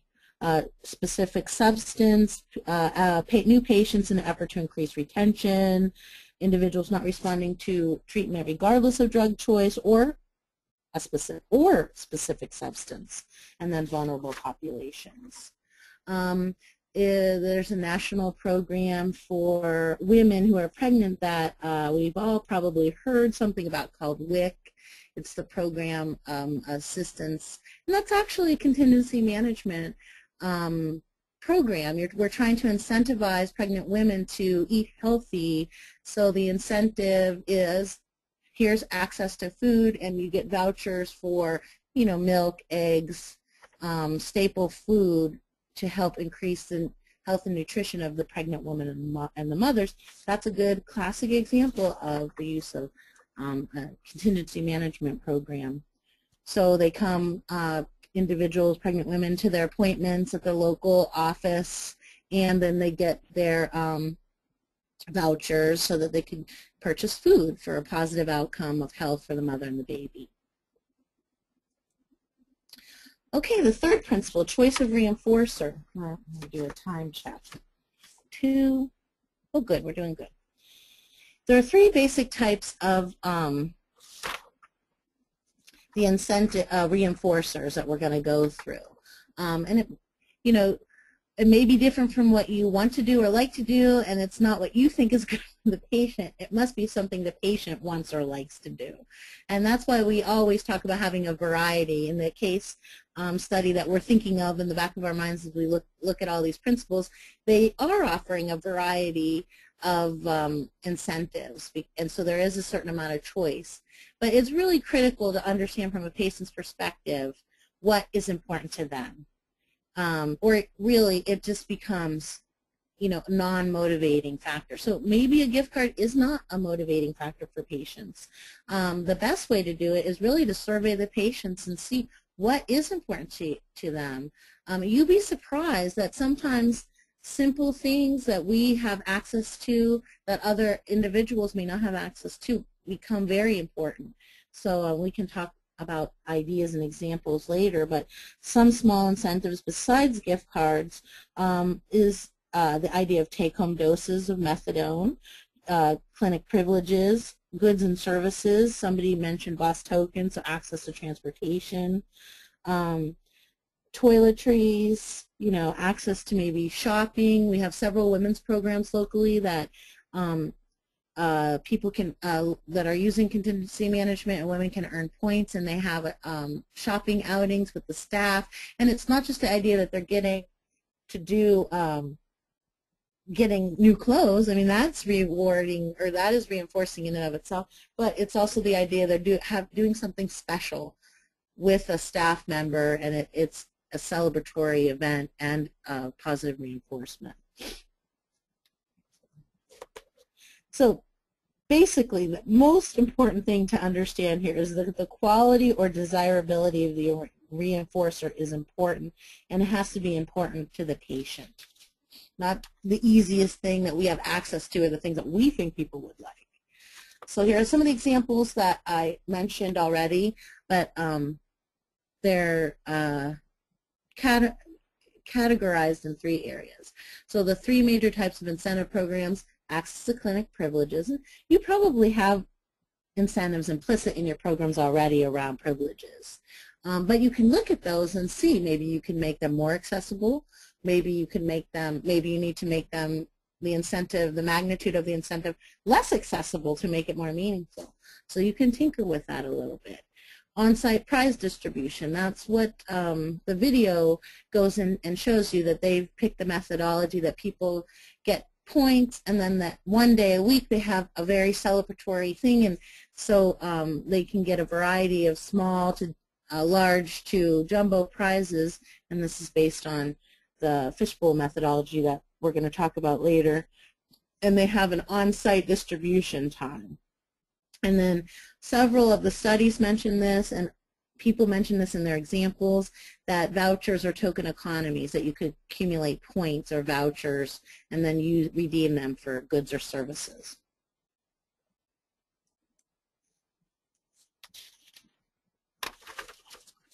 Okay, so incentive magnitude, we've talked about this a little bit already, that we have to pay attention to it, and that it's important because it does go to along with not in making the connection so strong that everything needs to be rewarded. So it determines the degree to which the intervention is effective, and it should be able to compete with the reinforcement derived from the behavior targeted for change. It increases and as the desired behavior is repeated. So the fishbowl methodology shows that because you will explain that you can get more opportunities as you participate longer, and so the magnitude actually goes higher. So the key to designing an effective motivational incentive program is to identify the patient-desired reinforcers that are not associated with high programmatic costs. And that's the fishbowl methodology that we're going to talk about in a little bit. But here's an example that I'll share. Sometimes I write a slide for it, but I'm going to go ahead and just read it out to you guys. So this is an incentive in our own lives that we may or may not respond to. Think about this for a minute. What if you were offered a dime as an incentive for every 50 miles driven within the posted speed limit? So you get a dime every 50 miles that you drove within the posted speed limit. In my area, it's mostly 25, which seems very slow to me. That tells you a lot about me, my driving. What would change that behavior? What would make me slow down to 25? Maybe a dime is not enough. That probably wouldn't do it. Maybe it's $1 for every 50 miles. Maybe it's $5 for every 50 miles within the speed limit. That would get my attention a little more. How about $10 for every 50 miles driven within the posted speed limit? The point of that example is that the reinforcement has to be large enough to compete with the reasons that I have for speeding, which my own personal reasons are, I guess I'm just always in a hurry to get home or to the next thing. but I definitely would change my behavior if the motivation was high enough to make me think twice about it. So that's just a little example. We like to have people mentally think through about their own magnitude of what is going to make something that you're doing, a behavior that you engage in, change. It has to be high enough to make you want to change that behavior.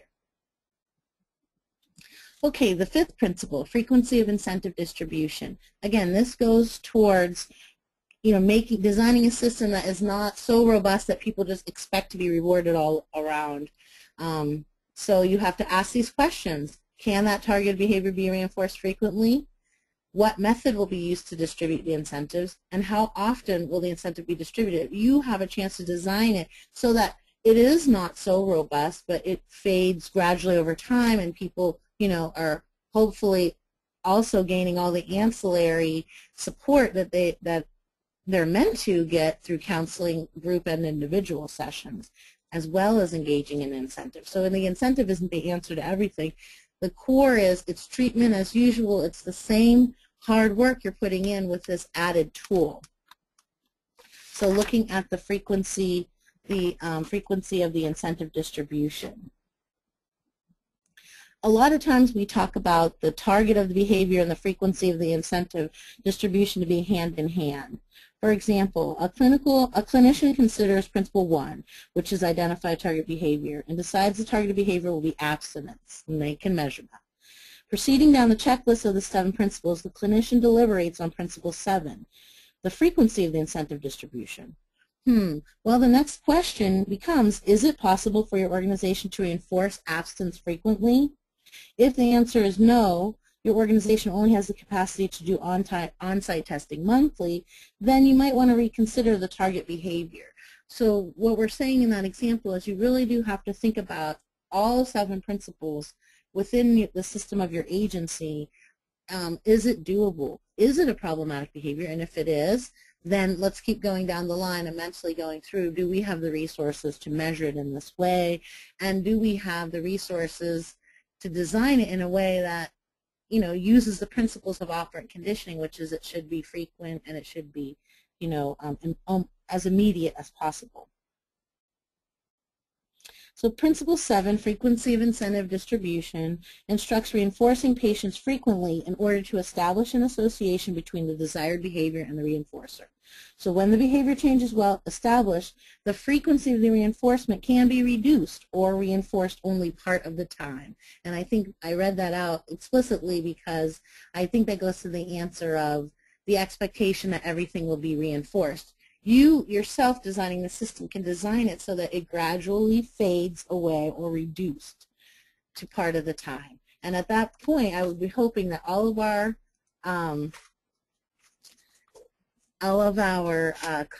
clinicians who are enrolled in this program are, making connections where they think the connections are appropriate and timely for the individual patient about internal and external motivation. Okay, so we can go back to our example about speeding and look at the frequency of the incentive distribution. So if you were offered a dime as an incentive for every 50 miles driven within the posted speed limit, would that change your behavior? Maybe 50 miles would not provide a frequent enough reinforcement. Maybe it's every 25 miles or 10 miles. So you can see that you can increase the frequency, but you're not increasing the magnitude in this case. You're saying it's 10 cents a mile, but I'm going to lower how often you get it to 10 miles because it may increase your motivation. So that's how you can, use the system to have high and fading phases of motivation, more intense periods, and then periods that, sort of become less frequent. Oops, let's see here. Okay, principle 6, timing of the incentive. Well, in the research on operant conditioning in and of itself, and this was maintained throughout other modalities in mental health and substance use, timing is important. And as close to the behavior as you can make it, the immediacy is an important factor. So you really do have to think about that. So maybe if in our example that we're thinking for every 4 appointments, that's why having baseline data actually could help you design a system that really does target a problem behavior. Maybe people aren't missing that 4th appointment. Maybe they're missing the 2nd one. Maybe the gift card is better placed at the 2nd appointment. Which appointment in 4 appointments are people most frequently missing would be my question there. So maybe the timing can be tinkered with in our example that we're using for this webinar. Because poor timing will undermine it. We know that in our own lives. You know, sometimes we can wait for that reward, but sometimes we need it more immediately. And it is a very important factor of how you deliver the incentive is how closely you deliver that to the target behavior.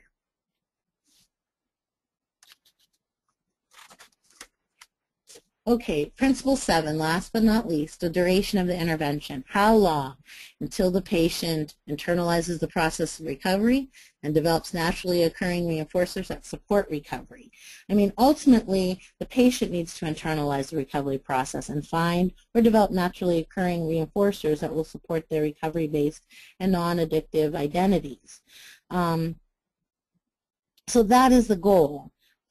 We look at the notion of tinkering with the intensity of the magnitude and how frequently we do it. Maybe it's every 10th appointment as people are making more progress toward their own treatment goals that you start seeing a fading of these external motivators, for instance. So that is a way of determining the duration of the intervention.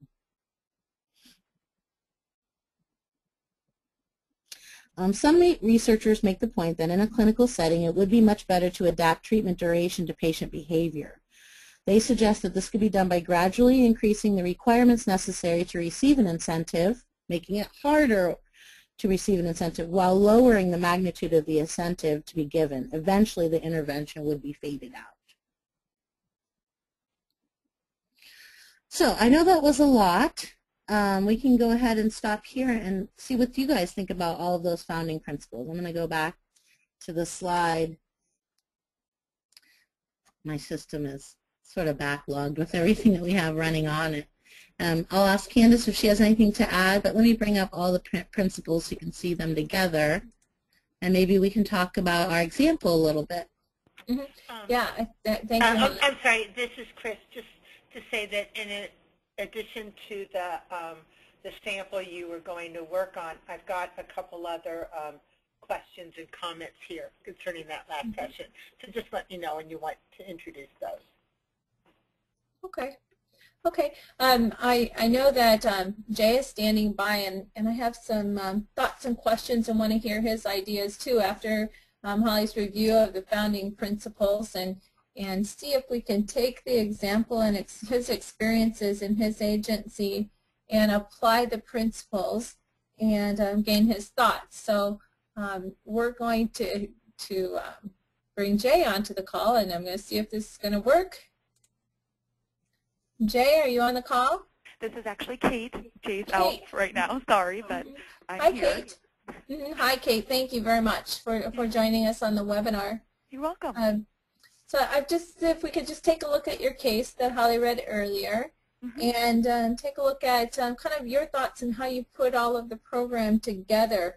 And if we could start by identifying these principles within your program. So your target behavior that you chose, I'm seeing it as attendance. Is that the case? Yep. So it was attendance. Your target population? Well, initially we started big and said increase attendance for all outpatient clients, for groups and individuals. Okay, so all outpatient clients, group and individuals. Okay, we'll just go down the list and then we'll come back up. So the reinforcer, sounds like you did a great job with variety. There were the $5 gift cards, but there was variable, different kinds of gift cards. Well, what we did is we did a survey before we started it to clients and had them, you know, with a bunch of different options, and they could write in options too. And then we took the 3 most popular ones. Oh, great. And they got to choose every week, you know, that they were eligible between those 3. Popular. Okay. So I'm wondering your thoughts about magnitude. So once you got to that point and you had worked with the clients to identify the gift cards, was it, first of all, was it the client choice of the amount being $5, or how did you determine that $5? No, we picked the $5 based on what our board approved that we got for the fiscal year, in terms of what we could basically allow each client. Well, I don't know, have each client have. So we figured $20 a client, and so that's how we picked the $5. Okay, so how do you feel about the magnitude of the gift card? Did it compete, do you think, with the expectation of the target behavior, which was attendance? No, I mean, clearly I don't think that, to some clients we definitely noticed that it was a really important thing for them, but for the majority of clients, I don't think $5 was a huge incentive for them, especially if they're traveling. We're in a rural area, so some had, some it cost more than $5 for gas to get there, Yeah, absolutely. And I was wondering frequency of distribution. So can you talk a little bit about that, how the program was set up? So basically what we did is that at the initial assessment, we told them about the incentive program and said that for the first 4 appointments, they get an incentive for coming, the $5 gift card. If they didn't come to the appointment, they just lost that opportunity to get the $5. And then by the end, so basically they have a chance to get $20 altogether of gift cards, and if they didn't come, they didn't get it. And then they would be given to them like immediately at the beginning of each appointment or group. Okay, so your frequency was at the time of the first 4 appointments, be it group or individual. And then the timing you just mentioned as well, which is they would, once they got there, as soon as they walked in the door, they would get the the gift card. Yep, everyone at the start of the group. Yep, that was eligible or individual. Start of the session. Okay, good. And then how long did this go on? How long were they involved in the program?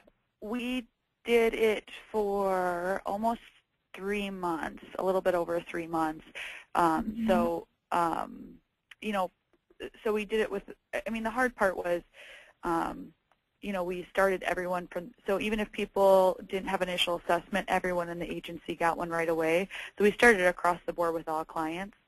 So we did it for 3 months and saw no change in our data from the initial. Great. Well, I have some thoughts and other questions, but I wanted to open up too for Holly. And before I go there, though, after we've talked about the principles and the critical components of it, what are some of the things you're thinking about if you could reinstate the program and make some changes? What would you like to do? And actually, that's our goal. I mean, we are hoping to try to change it, and we've actually, myself and Jay went and sat down and talked with the clients about what could get them here, what would be beneficial and meaningful to them in terms of incenting them. And the difficulty, what we found was a lot of people said, we're coming here because we need to, we're coming here because of our kids, we're coming here, and it wasn't anything that materialized that we could give them. But looking back at what we did, I think, maybe even from the beginning, the target behavior, we didn't have a conversation with the clients at the beginning asking them, do you think we need to be working on increasing attendance? It was more, just the staff. I was sort of one-sided at that point. And then we also didn't ask about the amount from the beginning. We just said it was going to be $5. So kind of those were the 2 things that stuck out, when they were going through the 7 principles there. The other, this is Holly. One thing I wanted to ask was, I mean, honestly, your counselors have probably, yourself and your staff have probably a good reason for picking attendance. Is there attendance problem, like at the 4th appointment you notice people are no-shows, or? Well, and that was the other thing. When you mentioned about what appointment were they not showing up the best, what initially we realized is that if we can get people to the 1st or 2nd appointment, they usually long-term stay involved. But clearly that's not necessarily what the data was showing us now because we didn't really do a good job of tracking what appointment they weren't getting to. We just did it as a whole. Yeah, I hate to say that, but maybe it is, yeah, fine-tuning exactly what that difficulty is around that other appointment and incentivizing that. And then the other question I had was about, you said there, most of them have reasons for coming, meaning external reasons like UIF or the criminal justice system. It is hard to compete with that motivation because that's a motivator too. Is it access to transportation that's the bigger issue? That's like, well, gee, if I could get there, I'd like a gift card too, but I can't get there no matter what. Well, and that's just it. The problem is when we're talking with clients, we're talking to the ones that make it there, and it's hard to talk to the clients that aren't making it there. But you know, transportation is always a huge barrier in our area. We know that to be the case too. Yeah, and that's a good point too. If there is a way that you could do a sample, like a phone or texting even, a quick contact email, whatever contact of the no-shows to sort of target it a little more and start, again, smaller than everybody at the agency. It is perfectly legitimate. We think when we're setting it, we're like, oh, we don't want to reinforce somebody, not somebody else. But you might have to, and then you might have to explain to other people if they see it. We all know that happens in a group setting. We're like, why do they get a gift card and I don't? Well, here's our reasonings. And actually, in fact, a few years ago, we did an incentive project with just one group, and we are for attendance. Once again, it was the exact same concept except $5, and it went for longer. It went for like I can't remember for sure, but I think maybe 4 weeks, and they got it twice a week for 4 weeks, and they actually got to pick like out of anything, and we saw awesome results. In fact, it increased by like, I think our no-show rate was almost up to like 80% people attending. So we saw a huge improvement. And then we did it on this larger scale, and unfortunately we didn't see that. So I think this, having a more focused group too may be part of it as well. Yeah.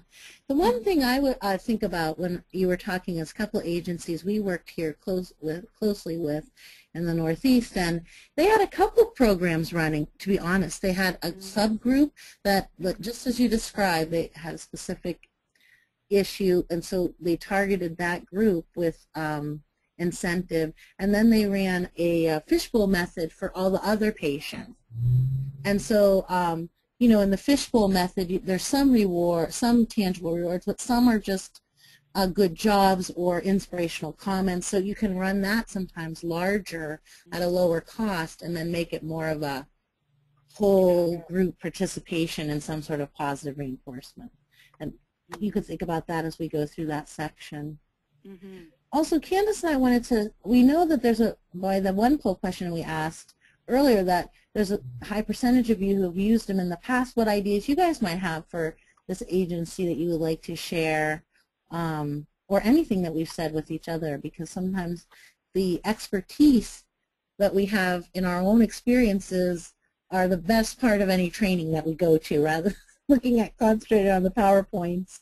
It's sharing, hey, we tried this and this worked for us, with other professionals in the same field. So go ahead and if you want to share something, drop us a note in the question or chat box, and we could also open up your phone line, or if you have a microphone on your computer and you can just talk with the group, or we can just read that out loud. So if you have suggestions, we want to hear from the wisdom of all of the 47 participants we have today. And then Candace, did you want to have any other thoughts or reflections? Yep, I had another question for Kate, and I wanted to gain her insight. So when you initiated the program, sounds like you had some good conversation with the group of which you were targeting, and that you'd want to look to the future towards maybe make some changes with the group itself from lessons learned. But I'm wondering, did you share all of these principles in discussion with that target group as you began the program? Did you talk like with the clients? Is that what you mean? Like with yeah. No, and that would be awesome idea as well. I mean, I think that is a, you know, I don't think we purposely tried to like necessarily leave it out, but I don't think it was described to them in depth very well either. I think we did a little bit better job when we came back after the fact and wanting some more suggestions from them, but still, I mean, definitely room for improvement there. Yeah, I was thinking of an earlier question actually that came across, which was, you know, what do you do when the incentive starts to feel sort of like a punishment or it's not as effective? And thinking about your scenario and your experiences regarding the duration of the program, and wondering if the clients that were involved, were they aware how long will this program last for me, if that was something discussed. Yeah, that's a good suggestion. Yeah. To let people know up front, this is, you know, the program, this is what it's intended to do, and you know, we could use this as something to talk about with our clients. How can I tap into my internal motivation? Knowing what makes me feel good when I earn something externally, I want to feel good internally. And have that expectation that they know it's not going to go on forever. We do have a hand raised that we could ask Susan George if we could unmute her and see if she has a suggestion or a reflection. And I also, before we do that though, I want to mention that when we go over the resources, don't let me forget this, Candace, to show that there are handouts on the 7 principles, but we don't expect you guys to memorize this or print out the PowerPoint and be like, oh yeah, that makes sense now. There's some little worksheets and a principle checklist with the online course and other handouts that describe the principles so that in your planning process you guys could be talking about them critically. So Chris, do you want me to try to unmute Susan and see if she's raised her hand if she wants to talk? Yeah, you want to try it? Yeah. If that doesn't work, she can always click on the phone option and dial in if she would like to be. Well, I unmuted you, Susan. Let's give it a shot. Try. Do you have a mic on your computer?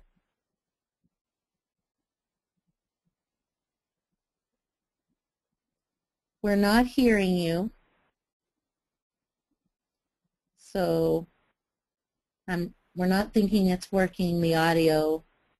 But we are very interested in any feedback that you have. So you can go ahead and type that out if you wouldn't mind in the chat or questions panel, or you can, as Christine said, you can change your audio and just raise your hand, you know, to call in through the phone, and then we could try you again. Okay, well, thank you again for sharing, and we appreciate you for putting yourself out there in this group and sharing an example, and then be willing to talk about it with us. Yeah, anytime. And Candace, if you don't have anything else, we'll continue on reading. Are you okay with going on here? I was going to go on to, let's see here. I hate to make all the PowerPoints just right on the screen in front of you. But maybe the fishbowl methodology might be something that you can port into contingency management, you know, implementation in your agency.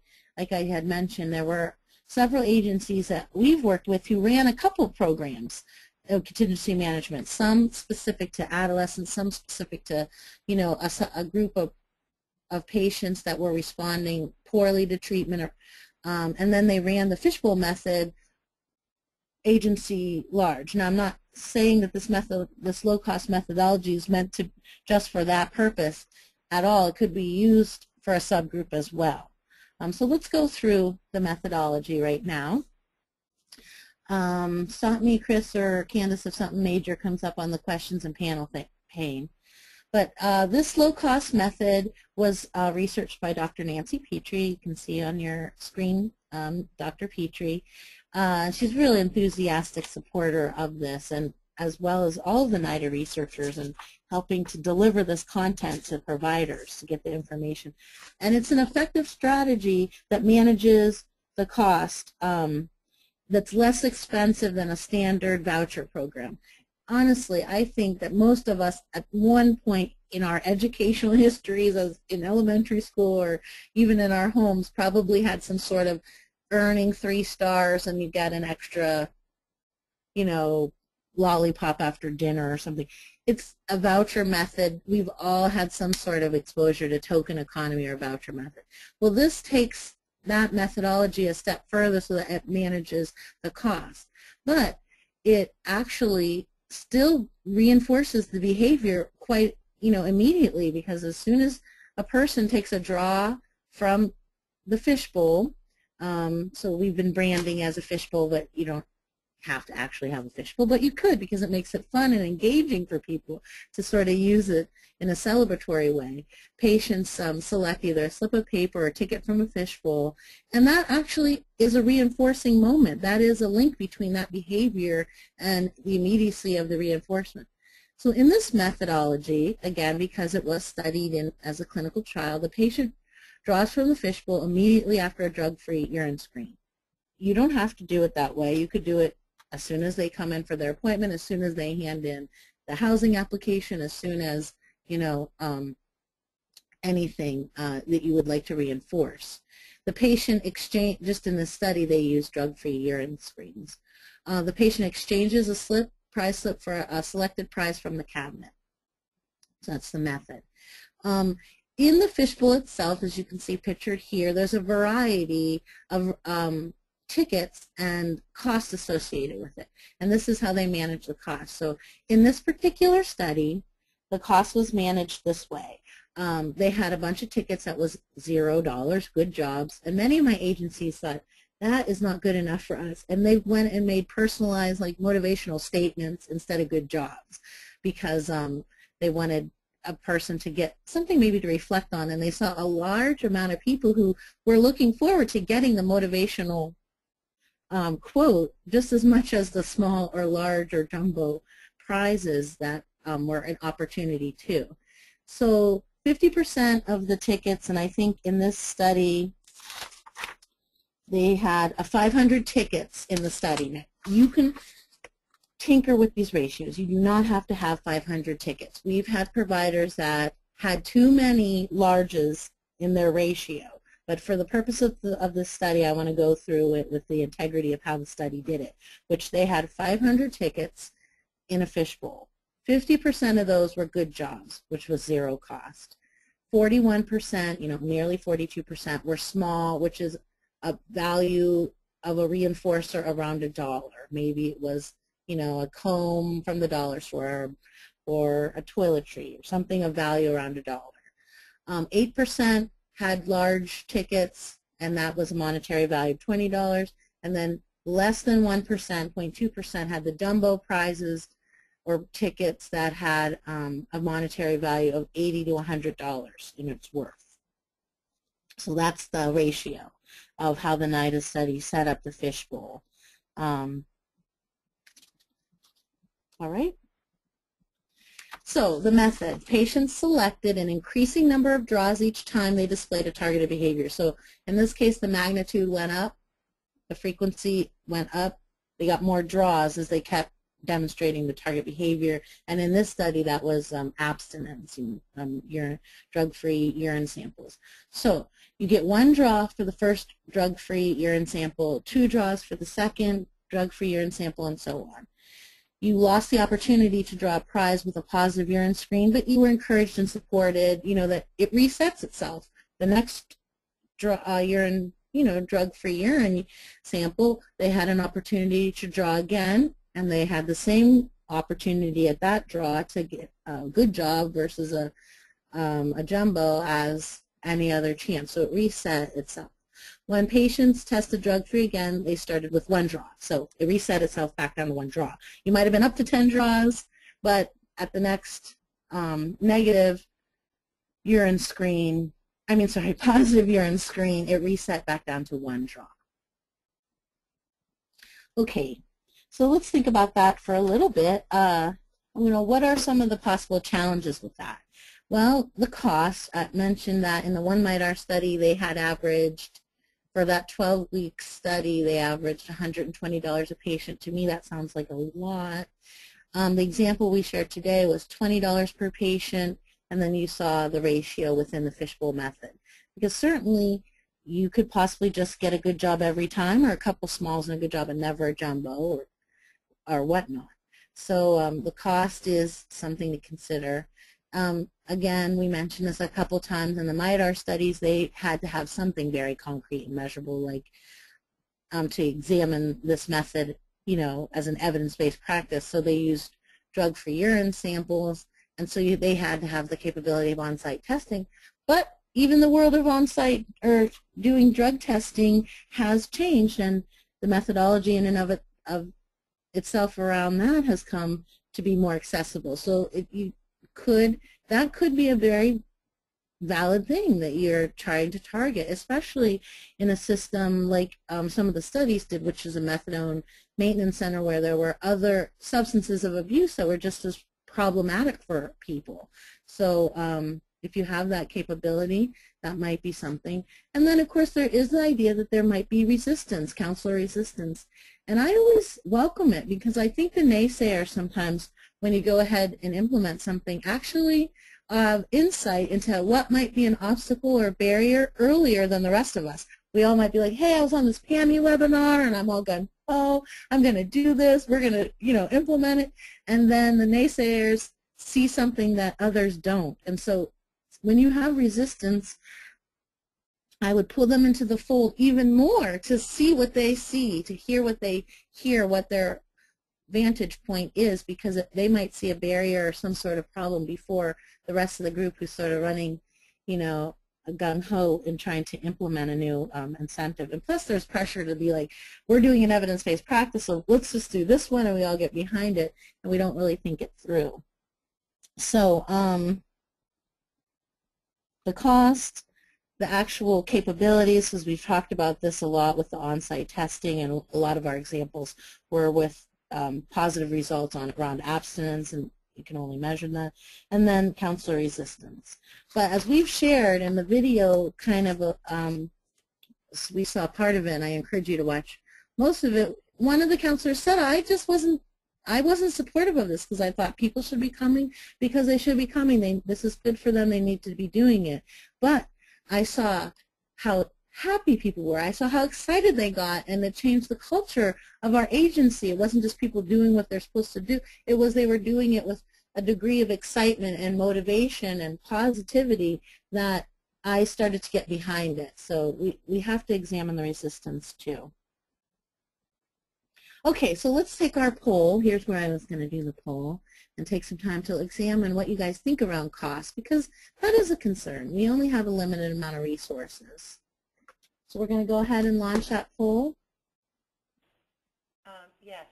Given the information presented, is cost a concern for when and if you are going to implement motivational incentives? Yes, it is a concern, or no, cost is no concern. I can see we have almost half voted. It's definitely swayed in one camp.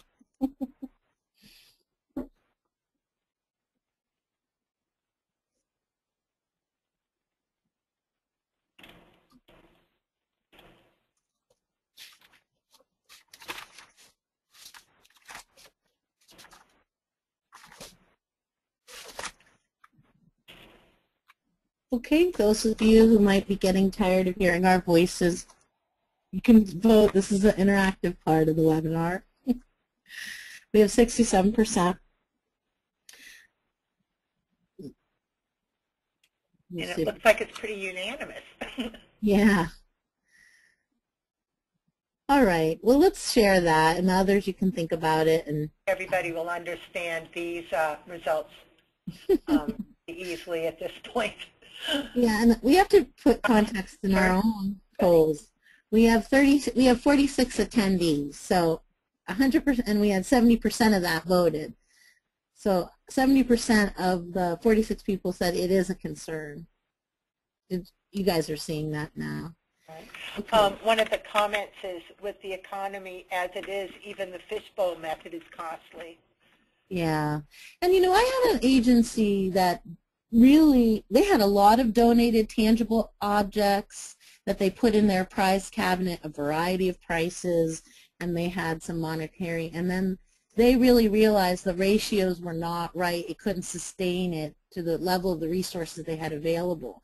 So they did have to tinker with those ratios. Resources are always a consideration. We've talked about some tangible ones, and we've talked about the non-tangible privileges, and it does take some careful consideration and planning. You know, what we could do from the comments that people share, just take a moment to share some examples of non-tangible reinforcers that they've used. We could, when we email that, we could email you a list that we've generated within this webinar itself. But one of the resources that I will share with you guys on the PAMI, in the PAMI products that I showed you that website before, is there's suggestions for reinforcers. There's also suggestions for fundraising. I think the clinic that presented said that their board of directors allocated funds. We've had agencies that have done that, allocated funds to get something running, and they've sustained it. Some have asked their board of directors to give resources.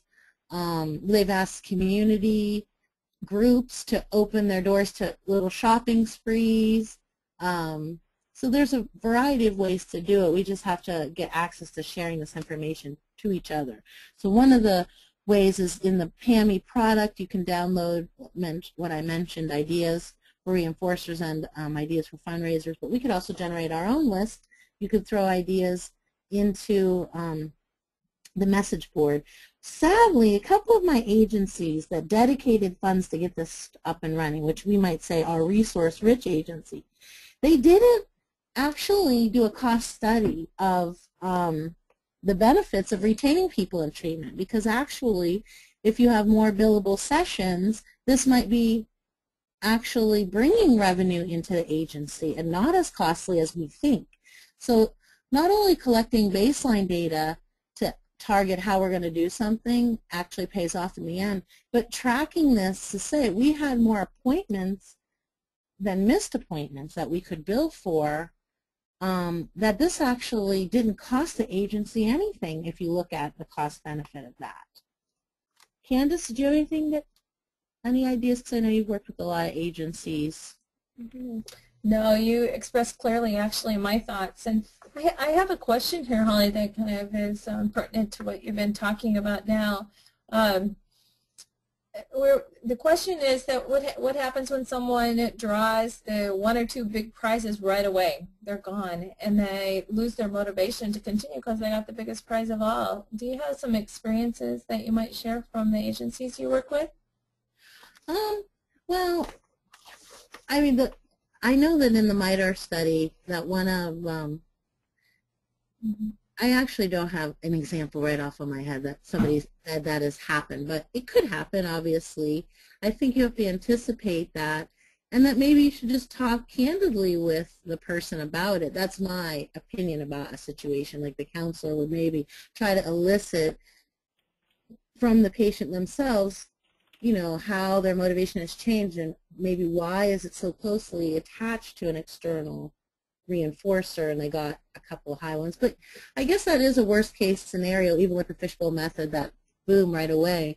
But one thing I could say consistently has happened with providers that you've utilized that and had some really nice reinforcers is that in a group setting, people end up reinforcing each other. So oftentimes our providers have said, oh, people will give away their prizes to others that they know in the group need them more, and that is the reward.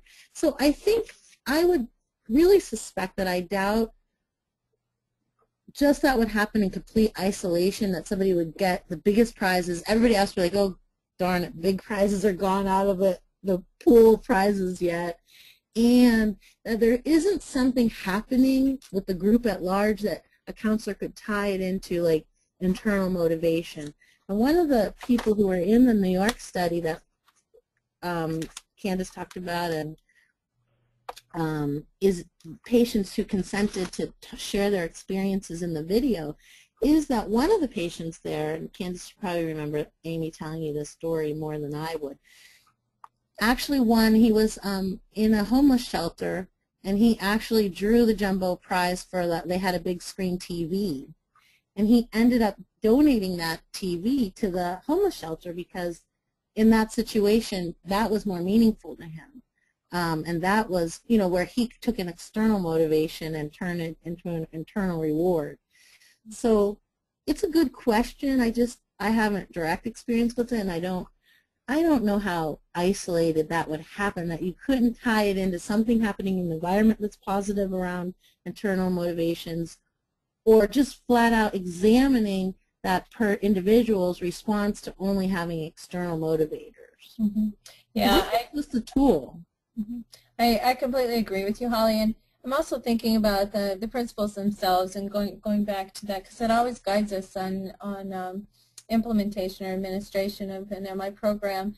But I would also want to look about the frequency of distribution, and I have known programs that have set up the fishbowl with the distribution opportunity of, you know, the small and jumbo prizes, but they set it up that within the first 1/3 of the duration of the program, those jumbo prizes, they weren't part of the program.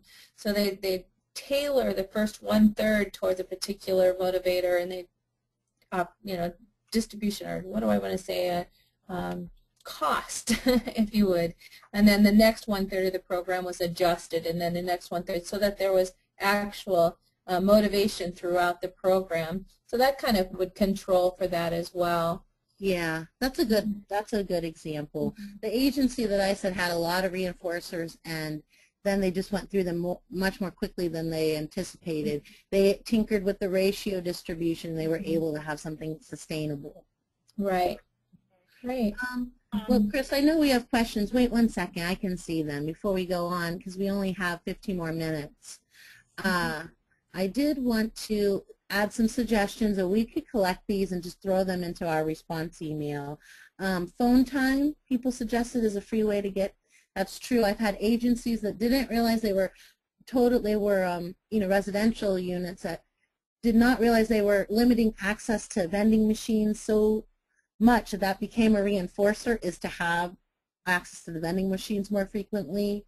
We've had groups that have just added incentives. They had a counselor that was a musician, and when a person reached a certain incentive, one of the incentives was he would write a song for them, and it became the most popular incentive to have your own song written. This was an outpatient setting. Just little motivational strips of quotes, papers. Somebody said incentive bookmarks created, positive qualities identified by other participants. Some poster, like a public area which had a poster that had featured people and maybe their life stories, so they just got, you know, some exposure that people would not normally have about telling them story about their lives in a positive way. So we'll share any other examples. Please type them in, and we will share those with the group. Yeah, go on.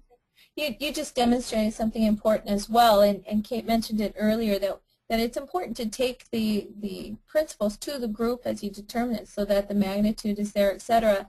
And oftentimes this is such a new concept to the client-patient group that they really don't know how to respond, and so it requires that clinician expertise to be able to talk it through and create that safety of which the patient group needs to be able to be creative and brainstorming together, and that in and of itself is a very powerful therapeutic tool. So yeah, the creativity is important. Mm-hmm. Hey, I know we do have a very good question about specific terminology, so we'll address that. Let me finish this section though, so we can go on, and then I'll talk about the resources, and then we'll answer all outstanding questions, okay? Let's see, so we did that. Here's some just challenges. Is it fair? That always comes up. Well, obviously, if you set a program and you have a system in place like we were describing, then it should, you know, people have access to that, to the system of reinforcement, then it is fair. But here are some suggestions from the opinion on motivational incentives from the Office of the Inspector General, because there have had throughout the nation been questions around what kind of funds support these incentive programs. So if you follow these guidelines, there are not problems with funding mechanisms and giving tangible reinforcers. It should never take the form of cash. Instead, it should be given as a gift card, store, gas, etc. It should be low in value, not to exceed $200 a month or last for more than 3 months. It should be introduced as clinically indicated, and this I can't highlight enough, an established part of the treatment plan. This is something you're not just doing in the secret. We should be talking with patients about. You have this opportunity. It's an external motivation. Let's talk about external motivation. Let's talk about internal motivation. It's part of the treatment plan. It's not advertised and not offered to all participants. And are not offered to all participants. Am I saying that right? Yeah. So it's not like a bribe, come to our clinic because you can get free gift cards in that sense. So if you're not advertising, that's not what you're doing, is running an incentive agency. You're running a treatment agency. They're engaging in clinical treatment practices, and this is just a tool to support that. Another challenge, does this lead to increased gambling among patients and treatments? In the clinical trials, it did not. It did not increase anyone's likelihood that they would have gambling problems. And the real difference is it's not like a lottery, because the patients don't stand to lose anything that they have of value in and of themselves when they draw. So this chance of losing is what makes motivational incentives different from a lottery. In a lottery, you are investing some monetary money, and that's what you have the opportunity to lose. In this case, that's not the case. But always, it's the clinical judgment to determine what patients are appropriate for the incentive programs. This is not taking place of any clinical judgment, clinical expertise. So if you feel like there's somebody has a history of gambling problems, they're not an appropriate group for this kind of program. But it has, in all of the MIDAR studies, it did not increase anybody's likelihood that they would develop a gambling disorder. Some challenges, isn't this just rewarding patients for what they should be doing anyways? That is a common concern. But I think we did hopefully successfully show some of the video in which people were saying it created a spirit of positivity. We also examined the concept of our own systems are implicit with negative reinforcers, and this is just us utilizing operant conditioning to add a positive reinforcement, which is a tool to enhance the therapeutic interventions that patients are engaging in at an agency. You know, it's a boost in motivation. That's what its intention is. How can I set up a cabinet to deliver prizes or incentives? It seems so overwhelming, I'm sure. So I'll go ahead and show the website again. I mentioned these 3 resources. Here are this is a ready-made fishbowl tickets if you want to go ahead and do that. These are all resources about contingency management, question and answers, articles that explain contingency management and those principles more carefully and critically, and then you know, articles about incentives and how they've been used. This is the actual opinion from the Office of Inspector General, and then some more literature. Say you have to convince your administration, what is contingency management? Here's literature about the program. Then this is the video that we would like you to watch. We'll send you a link to this website, but also directly to the video. And here's all the trainer resources. This is the online course that we talked about, and really it's a free online course, and it walks you through how to set up an incentive program at an agency. It really critically looks at all the 7 principles. You can get CEUs for it, so it's definitely worth your time. You can go through it at your own pace. And then the MIS, I think that's the acronym, Motivational Incentives Implementation of Software. It's no-cost software. It's a platform that was designed by the National Institute of Health to help you assist in tracking and utilizing incentives as part of patient treatment. So I would encourage you to explore that. And then, of course, it links to all of the collaboration in this product, NIDA, ATTC, SAMHSA.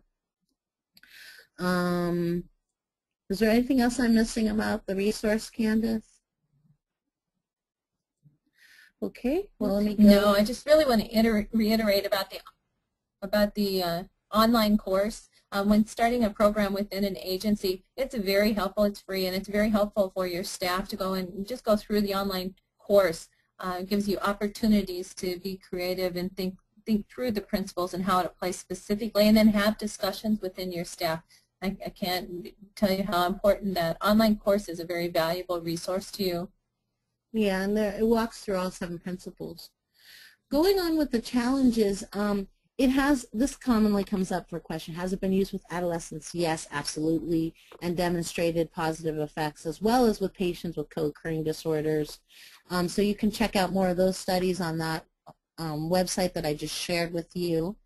Now, the perspectives are just meant to be quotes from people who engaged in this motivational incentive program at several clinics and what their experiences were. One of the patients said, I felt I was going down the drain with drug use and I was going to die soon. This got me connected, got me involved in groups and back into things. Now I'm clean and sober. You know, that connectedness, that little boost of motivation. We came to see that we need to reward people where rewards are few and far between. We use rewards as a clinical tool, not as bribery, but for recognition. The really profound rewards will come later. And administrators who came to realize their rewards are just being with each other in the group. There have been many traumatized and sexually abused patients who are told only negative things. So when they heard something good, that helped to build their self-esteem and ego. Again, it's a tool along the way. So let's see what you guys say. We have 5 minutes. I do want to address the one question. I'll read it. It talked about being exposed to a program similar to this, but they were using terms and examples that really emphasize punishment, that punishers would be warnings written on a card for breaking minor rules, such as not having an ID on or conduct reports. The reinforcement would be the individual would be something that would motivate them. Well, we did talk critically about the definitions of punishment and motivation. And we made the statement that really we are trying to support a positive reinforcement because it is more likely to increase the behavior. And I just think it's said best by the counselor that said, most of our people, we all know this, it's so true, that the rewards are very far and few in between. If they have been in multiple systems and had a lot of negative reinforcement and punishment, both. And so that this is an opportunity to use the same principles but steer it to enhancing motivation through positivity. Do you have any information about using motivational incentives in high schools? I mentioned on there are articles of using it in adolescents. I don't know if it specifically talks about high school settings, but definitely has been, contingency management have been used in school settings. So I'm sure there's literature on that.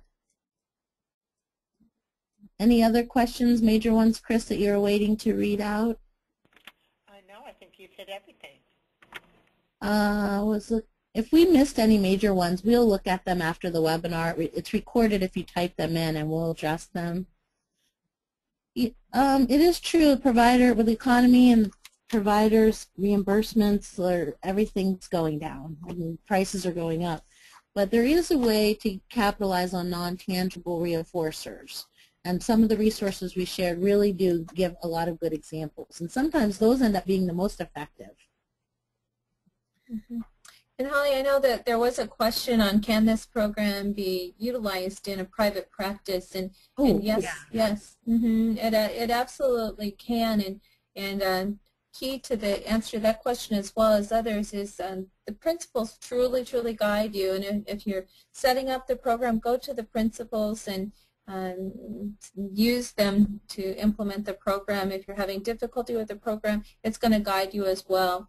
Holly shared today some areas that you might be able to review if something's not going as you had hoped, and as well as the online course does that as well. It gives you an opportunity. So Holly, Contingency Management Foundation and Principles? Yeah, that is the article that you could read, and it helps articulate it a little bit more, and then there's some checklists too. Mm-hmm.